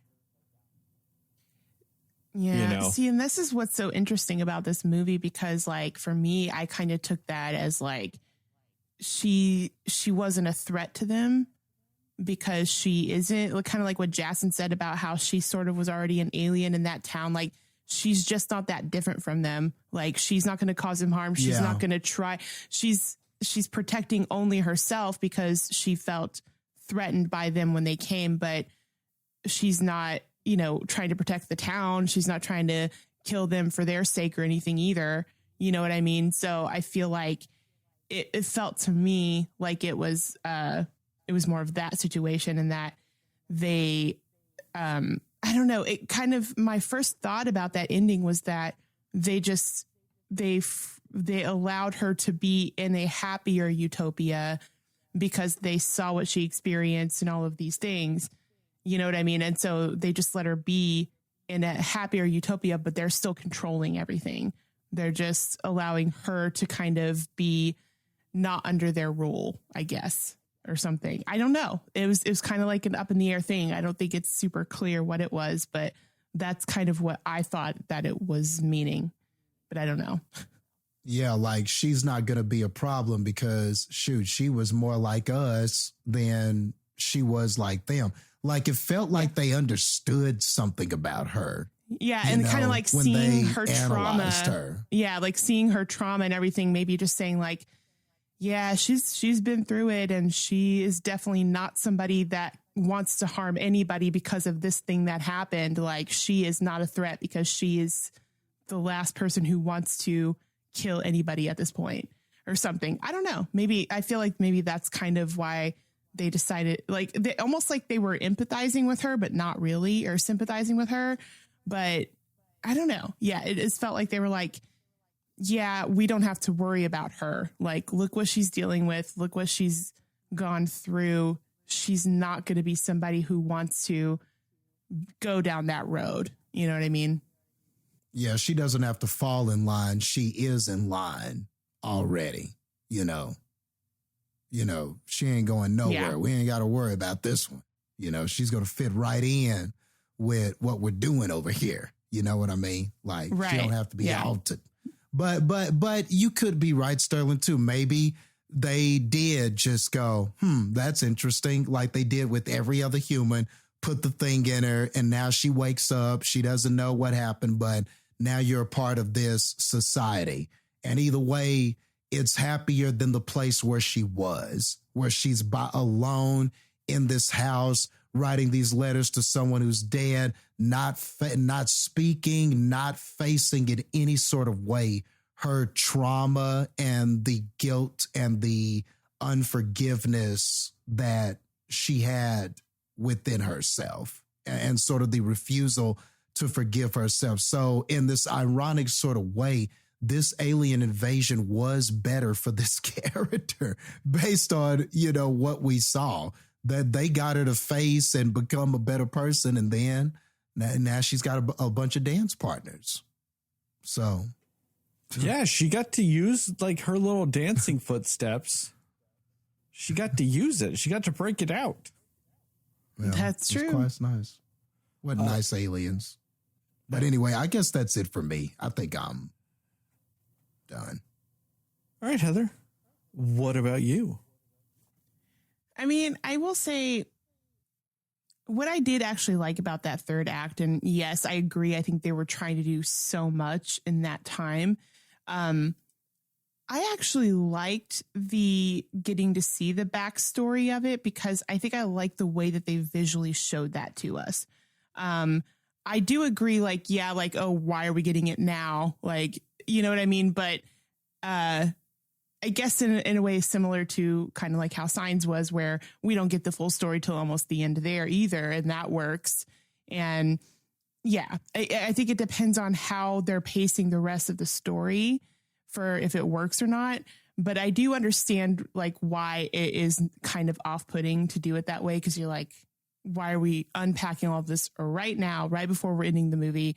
But I think just because of visually how they showed what happened, I thought it was really a cool way to do it, especially if we're not going to have dialogue. You just kind of see what actually did happen. And then you're seeing Bryn kind of faced with her younger self, right? And I loved that moment too, where they're like sitting across the table from each other.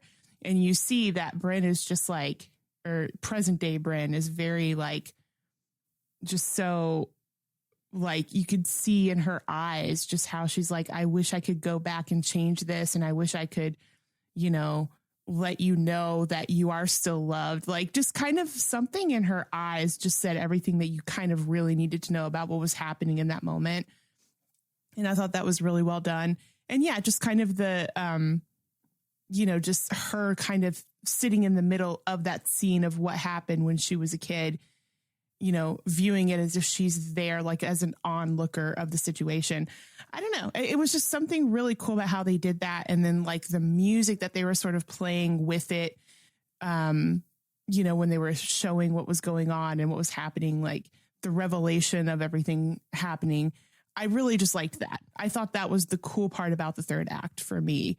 But I do agree that they tried to do too much and you were just kind of like, okay, so we get this moment and then all these other like 15 things that you also decided you wanted to do in like a 5-minute time frame. But at least you had that shining moment for me. I thought that was cool because, you know, we were bound to find out what actually happened. It was only a matter of time and they did it in, yes, a flashback way, which is very a common thing to do, but in a different way because yeah, again, we're seeing it kind of from her perspective, or she's seeing it in the same way we are, I guess, at that time. You know, it's almost like she's removed from it and she's able to see it for what it fully was again, and actually being faced with it because she has tried so hard not to really face it, you know, or hasn't faced it. I did like the idea of her writing those letters too, because I mean, I think that that's I've actually done that before too, where you're just kind of like, you know, I don't know what to say to somebody or a situation or even to myself about something. And I'm like trying to process my feelings. So I just write it out and it just makes it all better, you know, and I like the idea of that because she didn't have anybody to talk to about it. There was nobody who wanted to talk to her. And that was really kind of her only outlet to really say the things that she wanted to say that she couldn't say. You know, her mom wasn't around anymore. Her friend's parents were absolutely not talking to her. So she was just completely isolated and alone, and like probably writing out those letters like saved her life in a way, because how else is she getting out any of it? And like, it could be so easy at that point too, when you're like, well, nobody's talking to me about it. Nobody's asking me about it. Like, it would be so easy to just avoid it altogether in your everyday life. You know what I mean? Like, to just be like, fine, I'm going to live in isolation forever, do the things I want to do, and nobody's going to bother me. But those thoughts would still be in her head. She would still be tormented herself by that if there wasn't some way for her to kind of let it out or process what was happening. So I thought that was a really nice touch that they did for that. Yeah, I do think it was interesting because part of me at one point thought with the aliens too, that it was like, well, she's the only one who's made it this far. And like everybody else was so easily controlled and taken over by them. And you see so many moments when all of the other people in the town were taken over and she was the only one that ran away from it, that got away from it and held her own against these aliens, it seemed like. Or, I mean, and maybe that's just obviously the narrative they wanted to give because the story was about her. But it just felt like she was the only like fighter, right? She was the only one fighting. She was the only one that was making decisions smart enough to kind of live longer than everybody else. But yeah, but then when you see that reveal at the end of, oh, they're actually still in control of everything. So it doesn't really matter in the end. But it was an interesting choice because, yeah, like why did they allow her this happiness, you know? And then I don't know. It was just such a strange, confusing ending that could be interpreted so many ways, as we've kind of already talked about. But yeah, I just think that and I think that was another moment too, where I feel like it showed that Bryn wasn't mute, is because if I'm not mistaken, I think in the police department, when she is faced with the parents, it's almost like she's about to say something before she got spit on, right? It was almost like she was like, you know, like she was about to say something to them, but then she got spit on and then she just shut down and didn't say anything because, I mean, what was the point, you know? So I feel like that was another thing of why I feel like it wasn't, she wasn't mute. She was just, like nobody wanted to talk to her. So she just wasn't talking to anybody, you know? Because I don't know. And this is one of those where even now I'm still processing everything that happened in this movie. But I loved the long action sequences though, of just how she's kind of using her surroundings to survive, using her surroundings to defend herself and figuring out what's going on, to be able to, I guess, injure the aliens or just defend herself against them. But I think, man, even if she wasn't, I feel like I would have tried to talk to these aliens if it were me. I would have tried to be like, what do you want? Why are you here? What is going on? I feel like I would have had questions or tried to see if they were, you know, able to talk also. Like, I don't know. I would just be curious about like, at least trying to figure out what's happening here. Why are you here invading us? But, I don't know. I think, and it's interesting because there's also not a whole lot to really spoil about the movie just based on how they've done this movie. But I like the scene when she was in the car and the alien like came through the car to get her. And I don't know, there was just some really interesting like action sequences between her and the aliens. And I really liked it. So I don't know. It's hard to really kind of fully gel together my thoughts on it because I'm still sort of processing, did I like this? Am I still figuring out what this means or what I think this means?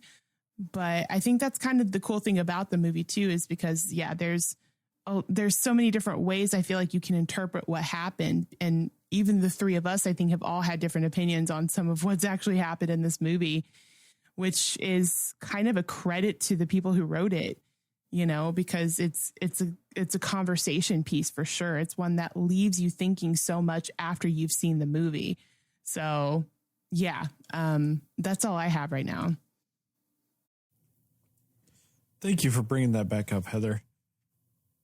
Like I was saying earlier, that scene where that giant spider alien kind of busts into the car, that did look a little wonky. Like whenever they're juxtapositioning like the real car and the alien's head and arm are sticking out of it and all that shit, it looked a little wonky with it being inside the stationary real object. But when it comes to like you're doing alien designs and all this other stuff, and you only have one thing that's kind of telling with it, that shows that you actually did a good job of blending stuff together with the CGI and stuff.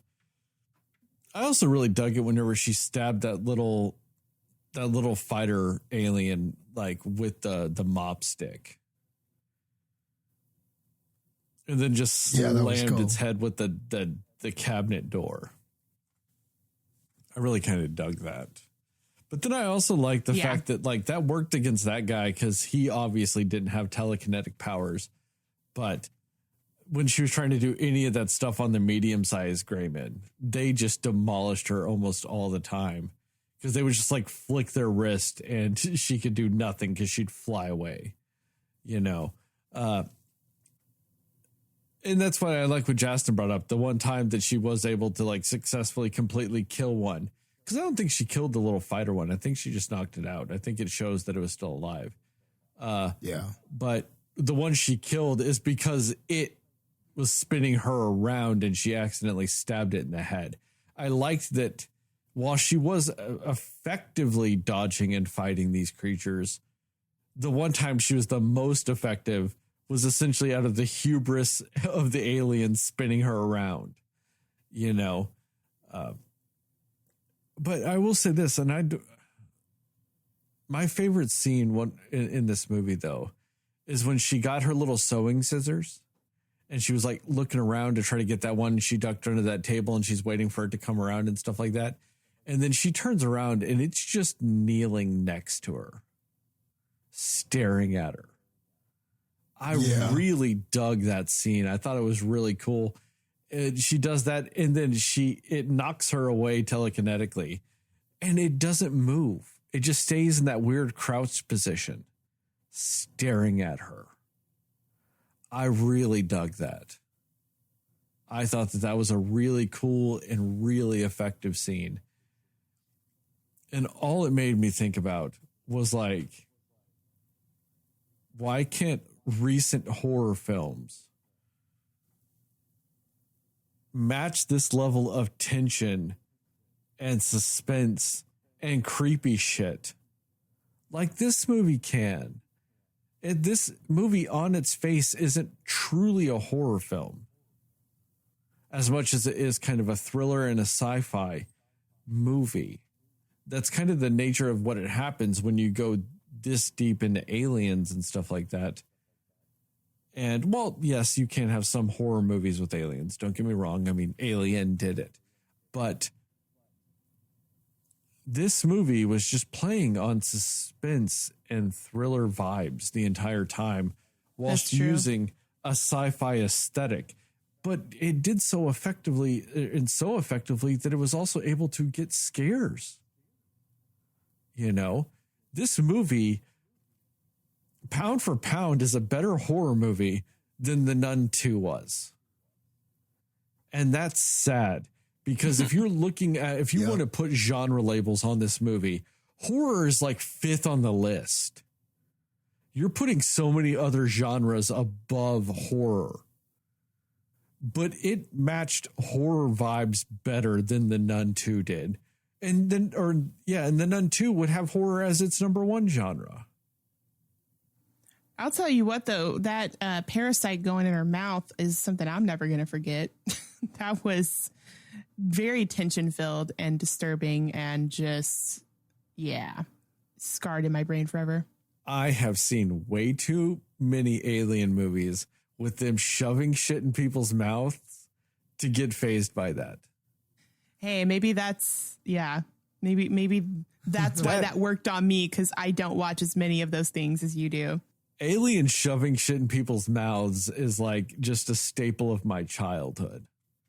I watched so many movies of that. There's shit on Star Trek with that. You know what I mean? Like I've seen so many aliens doing so many things to people's bodies that But the just fact that doesn't it was faze so me. slow, like how slowly they did that whole scene. Yeah, it was a great scene. And I dug that aspect of it, that time dilation ray thing where time was essentially slowed down for her, and that alien's just like, you know, floating it into her mouth. And then I dug how the alien's like, she's like, no, I ain't gonna open my mouth. I'm not dumb. And that alien goes, the fuck you aren't, and makes her open her mouth. Like, I dug that. I thought that was really cool. Like, yeah, they did do it in an effective way, but it's not gonna burn itself into my soul because it's just gonna rest there comfortably with all the other times I've watched that shit. I mean, one of my favorite things in the X-Files is the black oil, which is an alien thing, just crawling into somebody's eyeballs to infect them. And I was watching that shit on network TV in the 90s. You know, so I've watched, yeah, too many, and also like a big trope in alien horror movies and all this other stuff is the idea of the body snatcher aliens. You know, your Invasion of the Body Snatchers. I've watched like 4 or 5 different versions of that fucking movie alone. One of my favorite ones is one that's so easily forgotten, but it stars Donald Sutherland. It's a movie called Puppet Master. Not Puppet Masters with the puppets, but Puppet Master with the alien puppet being puppeteers. Yeah, I've watched that movie 90 billion times as a kid. Loved it. Like I've said before, I had bad parents. I was watching rated R movies on loops as a kid. So the only version of the Invasion of the Body Snatchers that I think I've seen is that movie, The Faculty. That's the only one that I remember actually seeing. There's The Faculty. I mean, there's Invasion of the Body Snatchers, the original. There's the remake of Invasion of the Body Snatchers. Mm-hmm. Then there's the slightly more modern one with, I think, Sean Penn and Nicole Kidman, like called Invasion. Nicole Kidman did a Body Snatchers movie. Like I said, there's Puppet Master. Yeah, there's so many of those. Faculty, like you said. Another alien movie I really dug as a kid, which is a terrible movie if you watch it now. But when I was like 9, it was fucking fantastic, was the movie Arrival with Charlie Sheen. And Andy Garcia. I've seen that one. Oh, that movie sucks so bad if you watch it now. But man, 9-year-old Sterling couldn't get enough. That's the thing, is like the scorpions on the right.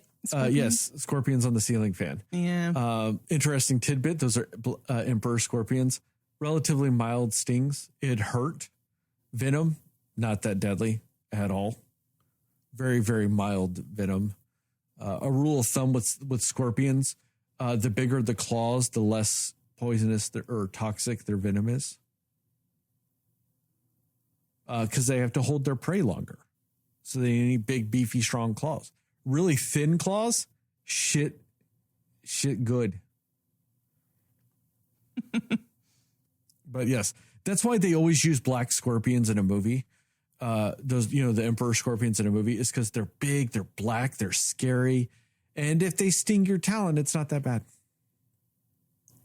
There's that movie that Harrison Ford did with Anne Heche, where they get like trapped on a desert island. 6 days, 7 nights or something like that. Yeah, that movie. And one of the scenes in the movie, I don't remember which one of them, but there's a scorpion on their head and all this other stuff. And they're like, oh no, scorpion. While they were filming that, whichever actor it was, Anne Heche or Harrison Ford, I don't remember, got stung like 3 times while filming that scene. But that's why they use them. They're not that the only way it will be deadly is if you happen to randomly be just deathly allergic to that particular venom. Outside of that, it's more mild than a bee sting. You can take some Benadryl and you're fine. So that's why they use those. But yeah, I've watched so many alien invasion movies and alien movies and all this other stuff. So yeah, alien shit going into people's orifices or bodies. I call that a Wednesday as a 9-year-old. I mean, I'm not saying I haven't seen it before, but I hate it every time. I hate it every time. And the fact that she like just went straight in and pulled the thing out, and like that whole thing was just, ugh. Now I did Gross. dig that scene when she's like, "I'm sorry, Maud," and then shoves her fist down her throat to rip it out. That was cool. I dug that. Gross, but cool. Yeah. I like how she just like picked it up and threw it out of her mouth, and then she's just in her front lawn. Like, and I liked that because it showed that she was moving. She was under its control. It had taken her over, you know. And then they followed it up with the weird clone. And I appreciated how you worded that, Jastin, when you were talking about how for the allegory, it works. For the alien invasion story, it doesn't. It's so dumb. Especially whenever I would have just not done that. You know, I think you could have just still got the point across, and you didn't even need that at all. You had been inside her head. Make a mod. Yeah. If you really want, you know what I mean? Make it a mod. Because I don't like how that scene played out, because it's like it makes a weird clone alien of her. The alien stabs her. Then she cuts its neck and holds it ever so gently and lovingly until it dies. Like, and it's crying while the alien clone is dying. So, yes, like you said, allegory wise, it's a touching scene. It makes sense. It makes zero sense for the aliens to do that if they're invading your fucking planet, though. Like, unless the idea is that it kills you and then it replaces you. But if you're doing that, then why are you trying to fucking put pods in people's mouths? Just kill them and clone them. Like, you know, like, so it just doesn't line up for an alien invasion. These fucking things can travel interdimensionally, or not interdimensionally, but at least have some sort of, you know, faster than light travel or subspace travel, or however you want to word that. Because technically faster than light's not completely possible, but whatever you want to call that. You have all that type of technology. You've developed your mind so much. You have telekinesis, all of these things. You have the ability to essentially do a time dilation beam to where time is different within the beam than it is within, you know, reality. But you also have the ability to code it to where it doesn't affect beings of your species. It only affects something else. Now, that was a nice twist because they did that with the tractor beam and the time dilation beam, to where it does not affect them, but it affects humans or just things of this planet. That's a really cool twist. And all of my alien shit, I haven't quite seen it used like that before. So I really dug that. But you have all of that, and it makes a clone to go after it to then kill her, but you're trying to take people over. Why are you stabbing her? Like, it just, none of that tracks in an alien invasion scenario. And when your allegory is put or is being told through the lens of an alien invasion storyline, you have to make those two coalesce. They have to interweave and blend together. You can't have something that strictly works on one level and not the other. You have to blend them together better. Which is why I think if you're truly dead set on doing something like that, you make it mod. Because the little thing was in her fucking brain and it had done an adult projection of Maud. So just do that. Because then you get the allegory aspects of it all, whilst also keeping true to what an alien invasion storyline aspect would have been. And I think it would have been more psychologically fucked up if it was Maud. Because then she would have had to kill Maud again.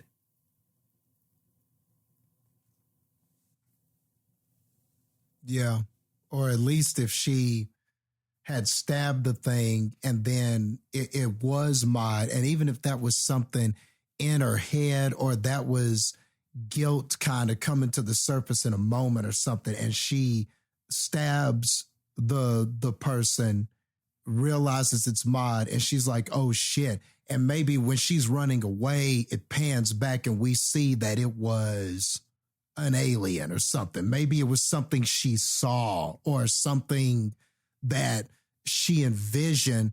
And maybe it could have played into the, okay, did she, is she still being controlled? Is something still happening to her thinking, the way she's thinking? There still would have been something there. And then maybe by the time we got to the flashback, we would have been like, oh, okay, that was just another example of her guilt. She saw Mod because that was the truth that she's running from. It could have tied in to the fact that she that she killed Mod, and that was the guilt that we were running from. So I think that does tie better than the clone thing, like you said. Either that, or I don't even know if you needed that scene really at all. I just think if you don't have that scene and she gets pulled up into the beam, she removes the parasite, she thinks she's safe, we run for a little bit, or maybe she's trying to go back to the house and all of a sudden she's beamed up, we do the thing, we find the origin story, and then we go back down to Earth. I probably would have been more all right with it, but I don't think you needed to do all of those allegorical things. I think you just choose one, you just choose a few. Let's just choose a few. You all right? I'm following movie. You don't got to put it all on the nose and fight your clone and all of that stuff.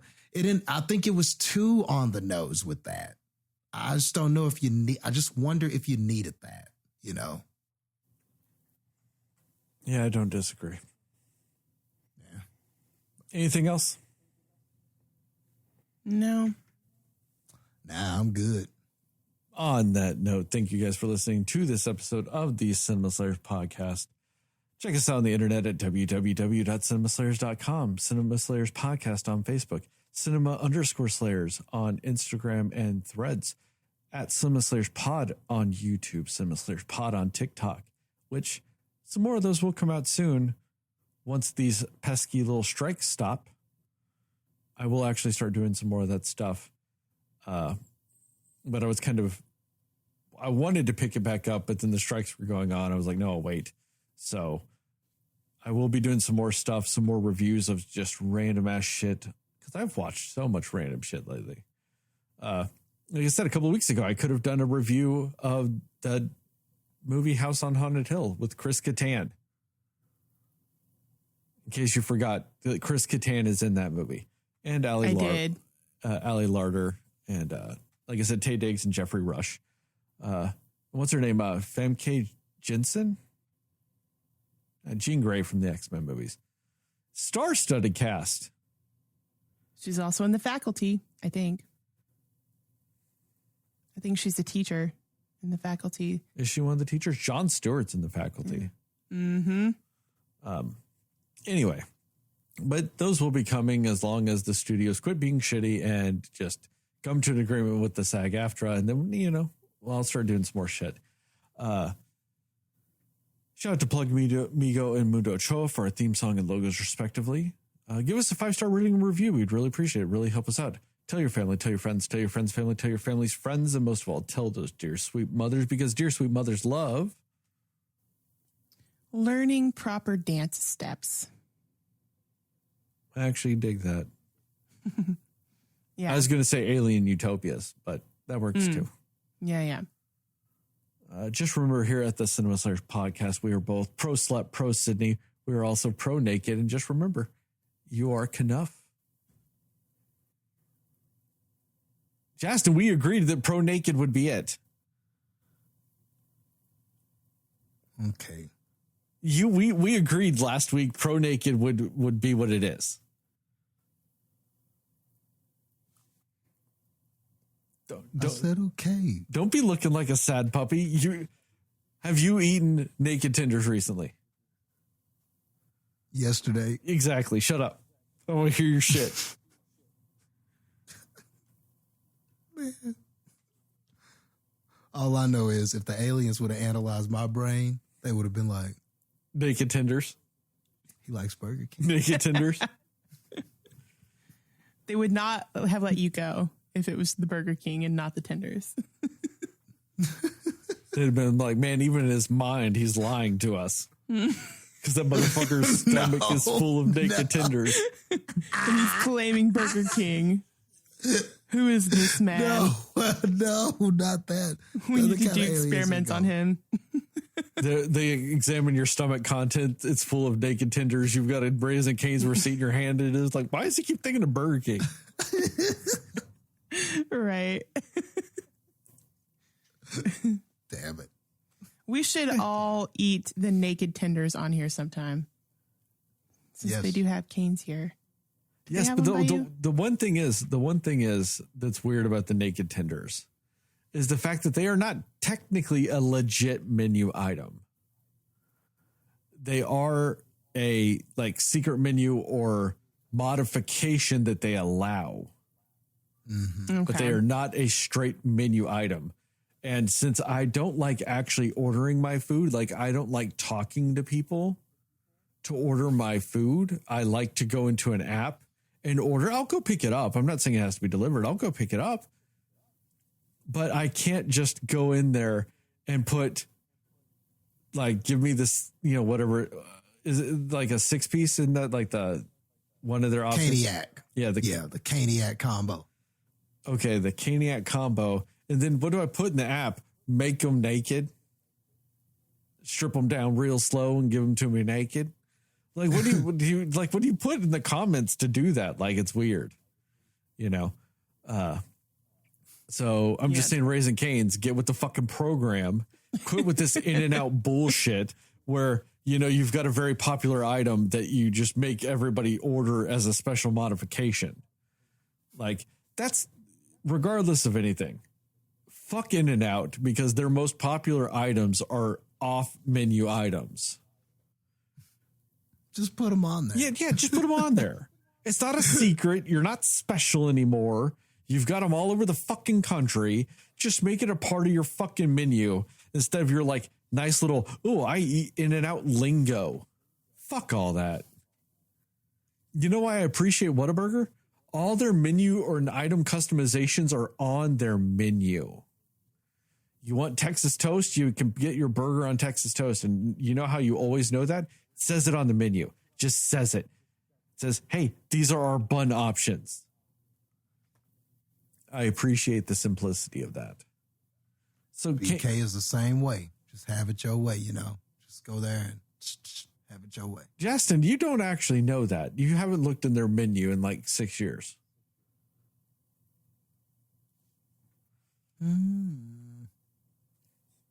Just saying. I drove by the other day.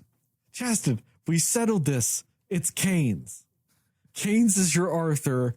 Quit trying to do this.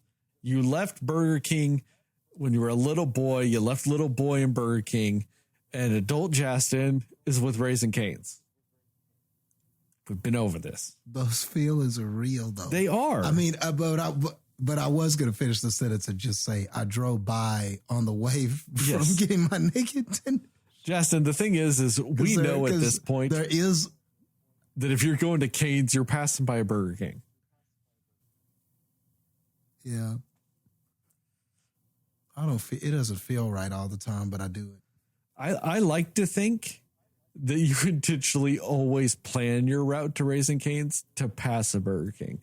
Like, it doesn't matter if there's like, say you're like doing some shopping and you're just down the street from Cane's and you would have to pass Cane's to go past a Burger King to go to Cane's. You do that. You make a big circle just to pass that Burger King on your way to Cane's.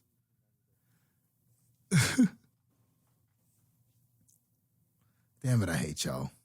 Jastin, I don't know why you're coming with this hate again. It's been established. It's been established multiple times. You're a Cane's man. It's fine. Like you said, you ate there yesterday. Were the naked tenders not delicious yesterday, Jastin? Man, they were. I might go again tomorrow. See? And every time we've brought up Burger King, you're like, man, I'm going to get it. You just never have. Not It's once. on the schedule? No, it's not.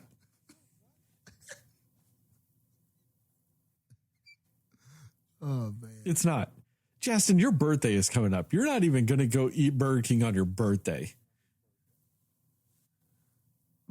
Probably not. Yeah, you know what you're the most likely to get on your birthday, Canes?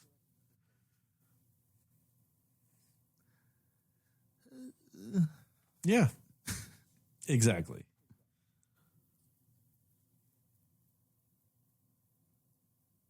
So just remember, as I always end these YouTube videos, these TikToks, and this podcast, just remember, according to Jastin, Moon Knight is the best picture winner.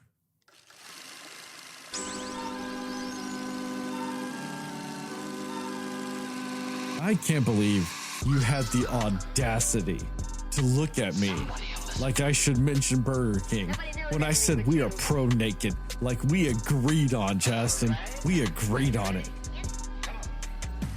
Cinema Slayers. I mean, just a slight mention every now and then, just to remind us Jastin, that we agreed that we would be pro-naked for you. I'm still friends with BK. We're pro-Sydney for Heather, we're pro-slut for me, and we're pro-naked for you. We cover all our bases. And together we are Knuff. Got it. That's how it goes, Jastin.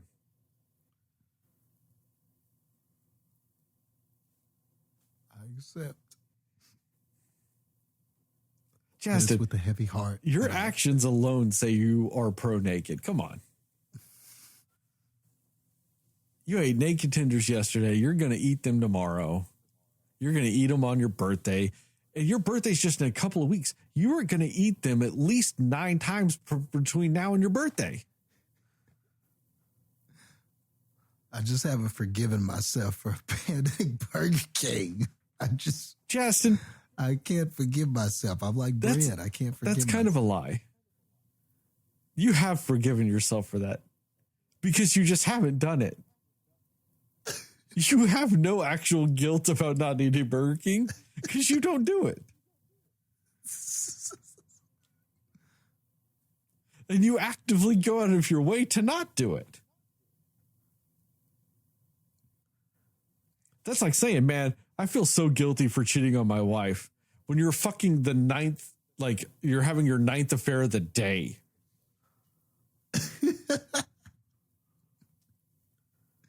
You can still feel kind of bad about it. Justin, at a certain point, your actions prove you don't. Like I said, I am pro-slut. And I'm just saying, at a certain point, be truthful to yourself.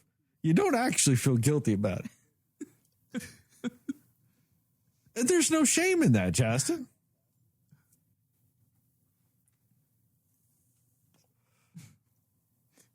That delivery, though, you still feel kind of bad about it. Justin, all I'm saying is I know your high school sweetheart was Burger King. You loved it. I did. But you married Raising Cane's.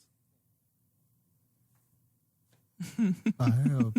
No point on getting on social media and looking up your ex and doing, but what if? No, Jastin, you're married to Raising Cane's. You love Raising Cane's. You got your Arthur. You are happy with Raising Cane's. Why are you playing the what if game? Just be happy in the joy and love that you have found in naked tenders.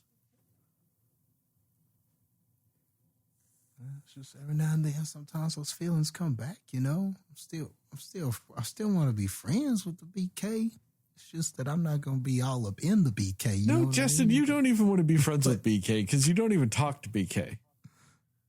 Oh, I don't. I got to start writing BK some letters or something. You're literally doing the equivalent of Facebook stalking BK because you just drive by and look at it. You don't even have the audacity or the gumption to friend request it, to actually just see what's going on in its life. No, you just drive by it. Just do a quick drive by. Yeah. I just like the fact that Jastin said, I don't want to be in BK, meaning like you're never going to go inside to get anything either. Like, it has so many meanings what you just said. So. But you're not even going to go say hello to it. You're not even going to go wave in the drive-thru. Nothing. You won't even go there to get a Diet Coke. Hell no. But look. All I'm saying is just it's complicated. Let's just put it that way. What I'm doing, it's not. Jastin, it's the simplest thing in the world. He's just saying he still wants BK to be happy, even if they're not together. I do. That's fine. But just accept the fact you can care about it. You can want it to be happy. And so many of them are closing. I mean, you don't feel bad. No, you don't at all. I feel zero bad things about the fact that Burger Kings are closing nationwide. You don't look back and go, man, maybe if I was there, no, because I don't like going there.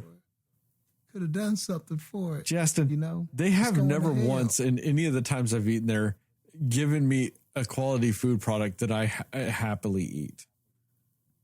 It's sad, Sterling. It's never busy.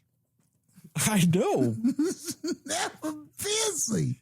And I just feel so bad. It's like, man, ain't nobody. Much like Bryn, you're coming to terms with your grief right now. I will happily. Facing it. I just feel so bad. They were a juggernaut. They were not, Jastin. They weren't. They were the juggernaut. No, they weren't. Juggernaut. They were just under McDonald's for a while, and then now you drop by, there ain't nobody there. Jastin, and my ass ain't going either. Sad. I will go gladly spend 45 minutes in a Whataburger drive-thru to eat that food, then spend 45 seconds to get my food at Burger King. How come nobody goes to it? Because it sucks. Man, it used to be tight. I just wish people felt kind of bad about it. I mean, I just like, man, dude, ain't nobody there ever. There was so many people at Cane's when I went, just enjoying, laughing, giggling, cackling, having a good time. And you were one of them. BK, man, it was like, yeah, I was there. And then I drove by BK and it just wasn't nothing happening, bro. It was just two cars. And I think one was an employee vehicle. I like to think that every time you take a bite of your naked chicken tenders, you go with joy. Man, I was so hungry last night. And when I got it, boy, it was like, man, it was just that reward for getting through the day and just being like, oh, man. Just this weird moral obligation that you have to still support Burger King for whatever reason. But he doesn't support them. I know. By name, by just saying that he supports it. He just likes mentioning it for no damn reason. What? There's not a single damn reason why you do it, Jastin. Not a single damn reason. I don't understand, really. But look, I just look at it and I think it could, I just wish it was better, man. I just wish somebody was eating there. Then why don't you write them an email going, fix your fucking shitty food so people will eat there, you dumbasses. Damn. I mean, people used to be all about the flame broil. What happened, man? And then they realized it was a bunch of marketing bullshit and it really didn't taste any better than McDonald's. So you might as well go somewhere that makes you happy. Is that it, Jastin?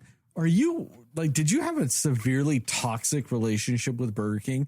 Was it just constantly gaslighting you into making you think that their food was good and it wasn't? But you're still just stuck up on the words they said? Because they made you feel so bad about yourself that You felt like you could never escape it. So when you pass by, you get stuck in that mindset of you can never do any better than Burger King when you already have. And you found an establishment that makes you feel love and joy and happiness.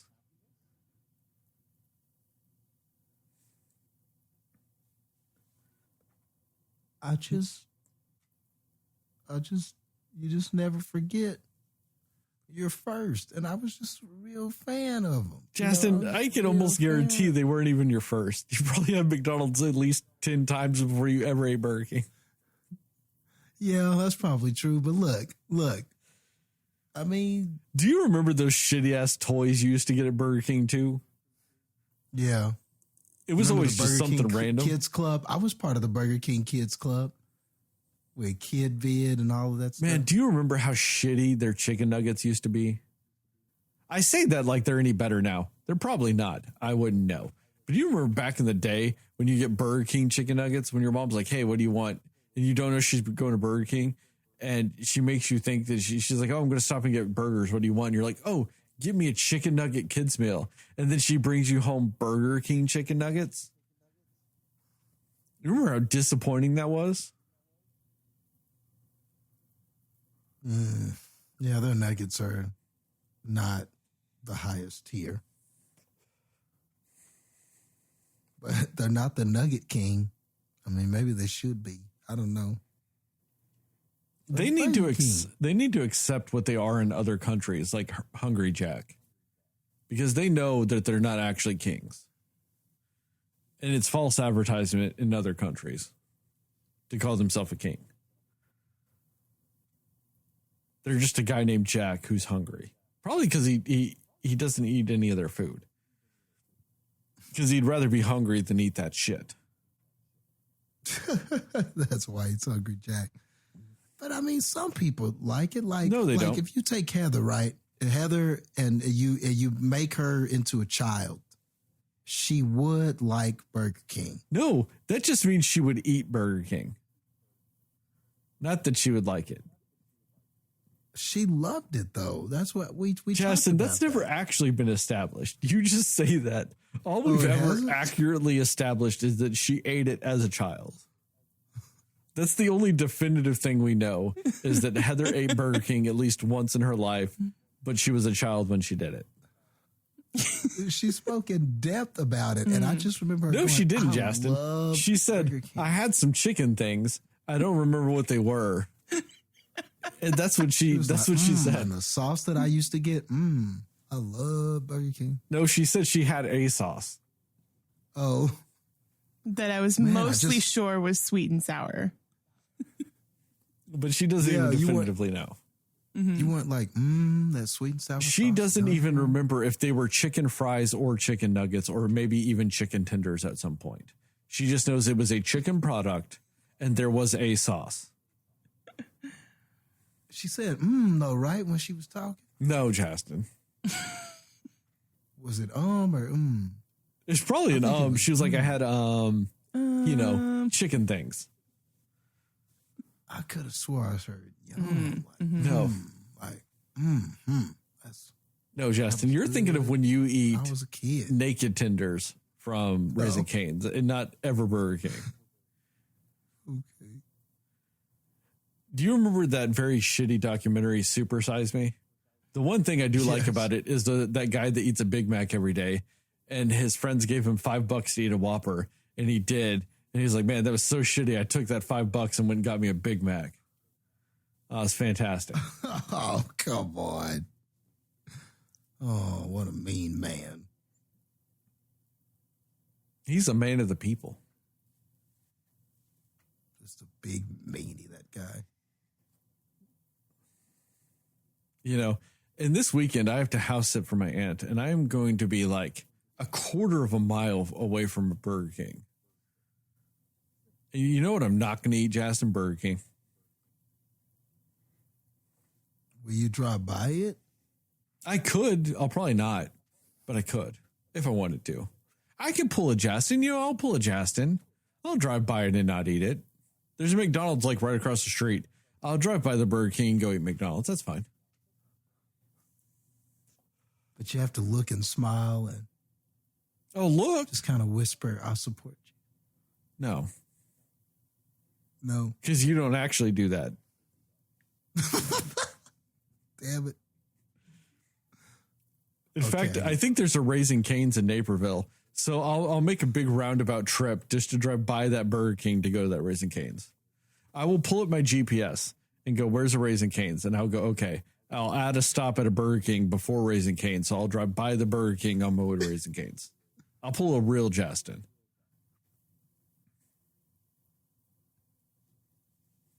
Just kind of look over there and say, I support you. I'll look at it and go, oh, a Burger King, and keep driving. Just give it a hand gesture, just like, Considering you don't actually do any of that, like I said, I'll pull a Jastin and I'll drive by it and I'll look at it and go, oh, Burger King. Can't wait to get my canes. And I'll get a caneaholic or whatever it's called. And I'll go, can you make them naked, please?